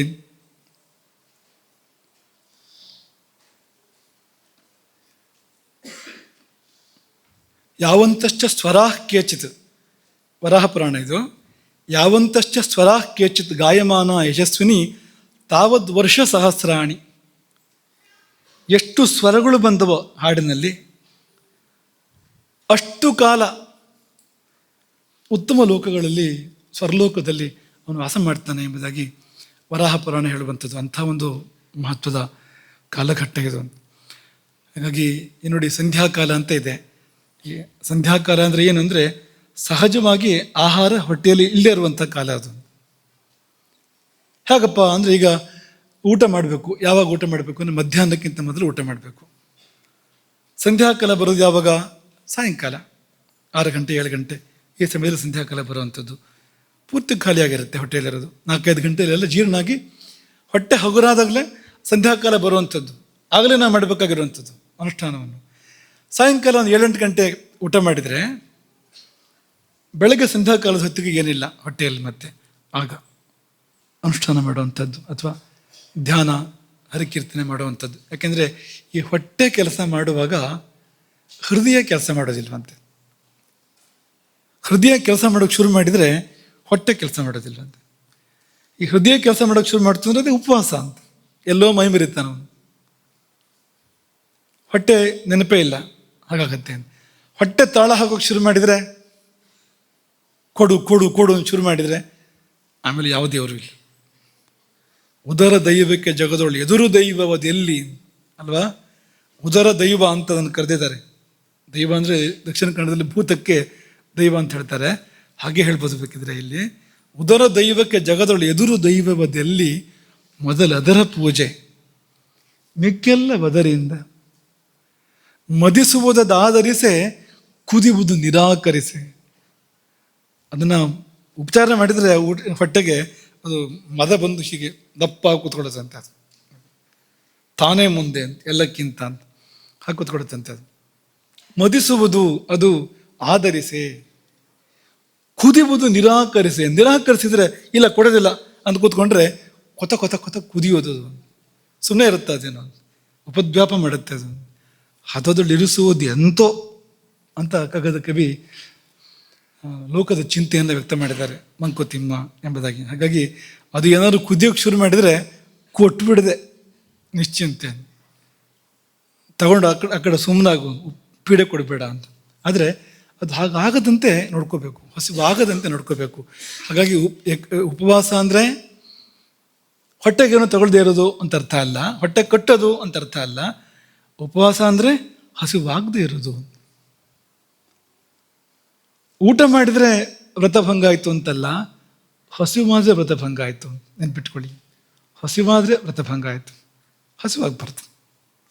ಆಗ ಉಪವಾಸದ ಪೂರ್ಣ ಫಲ ಬರುವಂಥದ್ದು. ಇಲ್ಲದೇ ಇದ್ದರೆ ಉಪವಾಸದ ಫಲ ಬರೋದಲ್ಲ, ಅದರ ಬದಲಿಗೆ ಇದೆಲ್ಲ ಈ ವೈದ್ಯರ ಶಬ್ದಗಳು, ಗ್ಯಾಸ್ಟ್ರಿಕ್ಕು, ಅಲ್ಸರು ಎಲ್ಲ ಇದೆಯಲ್ಲ, ಹೊಟ್ಟೆ ಪ್ರಕ್ಷುಬ್ಧ ಆದಾಗ, ಪ್ರಕುಪಿತ ಆದಾಗ ಬರುವಂಥದ್ದೆಲ್ಲ ಬರುತ್ತೆ. ಒಂದೊಂದೇ ಆ ಎಲ್ಲ ಅಗ್ನಿಕೋಪ ಪ್ರತಾಪದ ಸಮಸ್ಯೆಗಳೆಲ್ಲ ಬರುತ್ತೆ ಅಂತ. ಆದರೆ ಮೈ ಮರೆತಾಗ ಅದು ಯಾವುದೂ ಬರೋದಿಲ್ಲ, ಯಾಕೆಂದರೆ ಅಗ್ನಿ ಎದ್ದಿಲ್ಲ ಅಂತ, ಅಗ್ನಿ ಶಾಂತವಾಗಿದೆ. ಆದರೆ ಸುಮ್ಮನೆ ಕೂತಿದೆ ಅಂತ ಅರ್ಥ ಅಲ್ಲ, ಅದಕ್ಕೆ ದೋಷಗಳನ್ನು ಉಣ್ತಾ ಇರುತ್ತೆ. ಯಾಕೆಂದರೆ ಏನೋ ಬೇಕಲ್ಲ ವ್ಯವಸ್ಥೆಗೆ, ಅದಕ್ಕೆ ಹೊರಗಿಂದ ಏನೋ ಸಿಗದೇ ಇದ್ದಾಗ ಒಳಗಿರೋದನ್ನೇ ದೋಷಗಳನ್ನು ಅದು ಸುಡ್ತಾ ಇರುತ್ತೆ, ಅದರಿಂದಲೇ ಬೇಕಾದನ್ನು ಪಡ್ಕೊಳ್ತಾ ಇರುತ್ತೆ ಅದು. ಹಾಗಾಗಿ ಶುದ್ಧ ಆಗ್ತಾ ಇರ್ತಾ ನಾವು ಉಪವಾಸದ ಸಮಯದಲ್ಲಿ. ಇದು ಉಪವಾಸದ ಒಂದು ಪ್ರಕ್ರಮ ಪೀಠಿಕೆ ಅಂತ ತಗೊಳ್ಳಿ. ಹಾಗಾಗಿ ಅನ್ನಬ್ರಹ್ಮ ಚಾತುರ್ಮಾಸ್ಯದ ಅಂಗವಾಗಿ ಅನ್ನಂ ಬ್ರಹ್ಮ ಪ್ರವಚನ ಸರಣಿಯ ಅಂಗವಾಗಿ ಉಪವಾಸದ ಬಗ್ಗೆನೂ ಒಂದು ಪ್ರವಚನ. ಅನ್ನಂ ಬ್ರಹ್ಮದಲ್ಲಿ ಉಪವಾಸ ಕೂಡ ಇದೆಯಾ ಅಂದರೆ, ಹೌದಪ್ಪ, ಇದ್ದೂ ಉಪಕಾರ ಮಾಡ್ತಾರೆ, ಇಲ್ಲದೂ ಉಪಕಾರ ಮಾಡ್ತಾರೆ ಅಂತ ಅವ್ರು ಇರ್ತಾರೆ ಪ್ರಪಂಚದಲ್ಲಿ ಅಲ್ವಾ. ಆನೆ ಇದ್ದರೂ 1000, ಸತ್ತರೂ 1000 ಅಂತ ಹೇಳ್ತಾರಲ್ವಾ. ಇದ್ದರೂ 1000, ಹೋದರೂ 1000 ಅಂತವ್ರು ಇರ್ತಾರೆ ಪ್ರಪಂಚದಲ್ಲಿ. ಈ ಘಟೋತ್ಕಚ ಕೇಳಿದಿರಲ್ಲ ನೀವು? ಘಟೋತ್ಕಚ ಭೀಮನ ಮಗ, ರಾಕ್ಷಸ ಅವನು ಅಂತ. ಅವನು ಬದುಕಿದ್ದಾಗ ಎಷ್ಟೋ ಕೌರವ ಸೈನ್ಯವನ್ನು ಧ್ವಂಸ ಮಾಡ್ತಾನೆ ಯುದ್ಧ ಮಾಡಿ. ಅವನು ಸಾಯೋ ಸಂದರ್ಭ ಬಂದ್ಬಿಡುತ್ತೆ, ಅವನು ಎದೆಗೆ ಕರ್ಣನ ಶಕ್ತಿಯಾಯುಧ ಪ್ರವೇಶ ಮಾಡಿ ಸಾಯೋ ಸಂದರ್ಭ ಬಂದ್ಬಿಡುತ್ತೆ. ಅವನಿಗೆ ಗೊತ್ತಾಗುತ್ತೆ ಈಗ ಸಾಯ್ತಾನೆ ನಾನು ಅಂತ. ಆಗೇನು ಮಾಡ್ತಾನೆ ಅವನು ಅಂದರೆ, ಬೃಹದಾಕಾರವಾಗಿ ಬೆಳೀತಾನೆ, ಸಾಯೋವರೆಗೂ ಬೆಳೀತಾನೆ. ಎಷ್ಟು ಬೆಳಿಬಹುದೋ ಅಷ್ಟು ಬೆಳೆದು ಬೀಳುವಾಗ ಕೌರವ ಸೈನ್ಯದ ಮೇಲೆ ಬಿದ್ದ. ಇಂಥ ರಾಕ್ಷಸನಾದರೂ ಕೂಡ ಅವನ ಬುದ್ಧಿ ಮನಸ್ಸು ಎಂಥದ್ದು ನೋಡಿ. ತಾನು ಸತ್ತು ಕೂಡ ಪಾಂಡವರು ಸೇವೆ ಮಾಡ್ತಾನೆ ಅನ್ನೋ ಮನಸ್ಸು ನೋಡಿ ಒಂದು ಹೇಗಿದೆ ಅಂತ. ಹಾಗಾಗಿ ಸಾಯುವಾಗಲೂ ಕೂಡ ಪರ್ವತಾಕಾರವಾಗಿ ಬೆಳೆದು ಕೌರವರ ಮೇಲೆ ಬಿದ್ದು ಅವ್ರ ಕಾಲ್ಭಾಗ ಸೈನ್ಯವನ್ನು ಧ್ವಂಸ ಮಾಡ್ತಾನೆ. ಕೌರವರದ್ದು ಕಾಲ್ಭಾಗ ಸೈನ್ಯ ಧ್ವಂಸ ಆಯಿತು. ಉಳಿದ ಅಷ್ಟು ಸುಮಾರು ಯುದ್ಧ ಮುಂದುವರೆದ ಸಂದರ್ಭ ಅದು. ಉಳಿದ ಸೈನ್ಯದಲ್ಲಿ ಕಾಲ್ಭಾಗವೇ ಧ್ವಂಸ ಆಯಿತು, ಕೇವಲ ತನ್ನ ದೇಹದಿಂದ ಮಾಡಿದ. ಹಾಗೆ ಇದ್ದೂ ಉಪಕಾರ ಮತ್ತು ಇಲ್ಲದೇನೋ ಉಪಕಾರ ಅಂತ ಅನ್ನೋಂಥದ್ದು ಇರ್ತದೆ ಪ್ರಪಂಚದಲ್ಲಿ. ಅನ್ನವೂ ಕೂಡ ಹಾಗೆ. ಅನ್ನ ಇದ್ದಾಗಲೂ ಕೂಡ ತುಂಬ ಉಪಕಾರಗಳನ್ನು ಮಾಡ್ತದೆ, ತಾನಿಲ್ಲದೆಯೂ ಅದಕ್ಕಿಂತ ಹೆಚ್ಚಿನ ಉಪಕಾರವನ್ನು ಅನ್ನ ಮಾಡೋದುಂಟು. ಹಾಗಾಗಿ ಅಲ್ಲೂ ಕೂಡ ಅನ್ನಂ ಬ್ರಹ್ಮ ಅಂತ ಕೈ ಮುಗಿಯದೆ, ನೀನು ಬಾರದೆಯೂ ಇಂಥದ್ದೊಂದು ನನಗೆ ಅನುಕೂಲ ಮಾಡಿದೆ, ಒಳ್ಳೇದು ಮಾಡಿದೆ ಅಂತ ನಾವು ಆ ಅನ್ನಬ್ರಹ್ಮವನ್ನು ಸ್ಮರಣೆ ಮಾಡಿಕೊಳ್ಳದೆ ಇದನ್ನು ಮುಂದುವರಿಸಿ ಇನ್ನು ಹೇಗೆ ಹಸಿವಾಗದೇ ಇರೋಕ್ಕೆ ಸಾಧ್ಯ ಅನ್ನೋದನ್ನು ನೋಡೋಣ. ನೀವು ಆಲೋಚನೆ ಮಾಡಿರಿ ನಾಳೆ ಹೊತ್ತಿಗೆ. ಒಂದು ತಾನಾಗಿ ಭಾವದಲ್ಲಿ ಮೈ ಮರೆತಾಗ ಹಸಿವಾಗದೇ ಇರೋವಂಥದ್ದು, ಇನ್ನೊಂದು ಹಾಗಾಗಿಲ್ಲ ಅಂತ ಅಂದ್ಕೊಳ್ಳಿ, ಆಗಲೂ ಹಸಿವಾಗದೇ ಇರೋ ಮಾಡ್ಕೊಳ್ಳೋಕೆ ಸಾಧ್ಯ ಇದೆ, ಆಗಲೂ ಕೂಡ. ಗೊತ್ತಾಯ್ತು ದಶಮಿ ಸಾಯಂಕಾಲ ದಪ್ಪದ್ದೇನಾದ್ರು ತಿಂದ್ರಾಯ್ತು, ಅದು ಸುಲಭಕ್ಕೆ ಜೀರ್ಣ ಆಗಬಾರ್ದು. ಅಂಥದ್ದನ್ನ ಕೊರಟು ಒಂದು ತಿಂದ್ಬಿಡೋದು, ಎಣ್ಣೆ ಜಡ್ಡು ಅಂದರೆ ಹಾಗೆಲ್ಲ ಇಲ್ಲ. ದಶಮಿಯಿಂದಲೇ ಪ್ರಾರಂಭ. ಏಕಾದಶಿ ಆಚರಣೆ ದಶಮ್ಯಾಂ ನಿಯತಾಹಾರ, ದಶಮಿಗೆ ಆಹಾರ ಕಡಿಮೆ ಮಾಡಬೇಕಾಗತ್ತೆ ಅವನು, ಅಲ್ಲಿಂದಲೇ ಪ್ರಾರಂಭ ಆಗುತ್ತೆ. ಹಾಗಾಗಿ ಹಾಗೆಲ್ಲ ಮಾಡೋದಲ್ಲ, ಬೇರೆ ದಾರಿ ಇದೆ. ಈ ರೀತಿಯ ಭಾವದಿಂದ ಮೈ ಮುರಿಯೋ ಸಂದರ್ಭ ಇಲ್ಲದೇ ಇದ್ರೂ ಕೂಡ ನಾವು ಆಹಾರ ನಿಯಂತ್ರಣ ಮಾಡ್ಬೋದು, ಹಸಿವಾಗದಂತೆ ಇರ್ಬೋದು. ಅದೇನು ಅಂತ ನೀವು ಆಲೋಚನೆ ಮಾಡಿ. ನಾವು ಆಲೋಚನೆ ಮಾಡಿದೆ, ನಮಗೆ ಸಿಕ್ಕಿದೆ, ಅದನ್ನು ನಾಳೆ ನಿಮ್ಮ ಜೊತೆಗೆ ನಾವು ಹಂಚ್ಕೊಡ್ತೇವೆ. ಹರೇ ರಾಮ್. ಗೋಕರ್ಣಮಂಡಲಾಧೀಶ್ವರ ಶ್ರೀಮಜ್ಜಗದ್ಗುರು ಶಂಕರಾಚಾರ್ಯ ಶ್ರೀ ರಾಘವೇಶ್ವರ ಭಾರತೀ ಸ್ವಾಮಿ ಮಹಾರಾಜ್ ಕೀ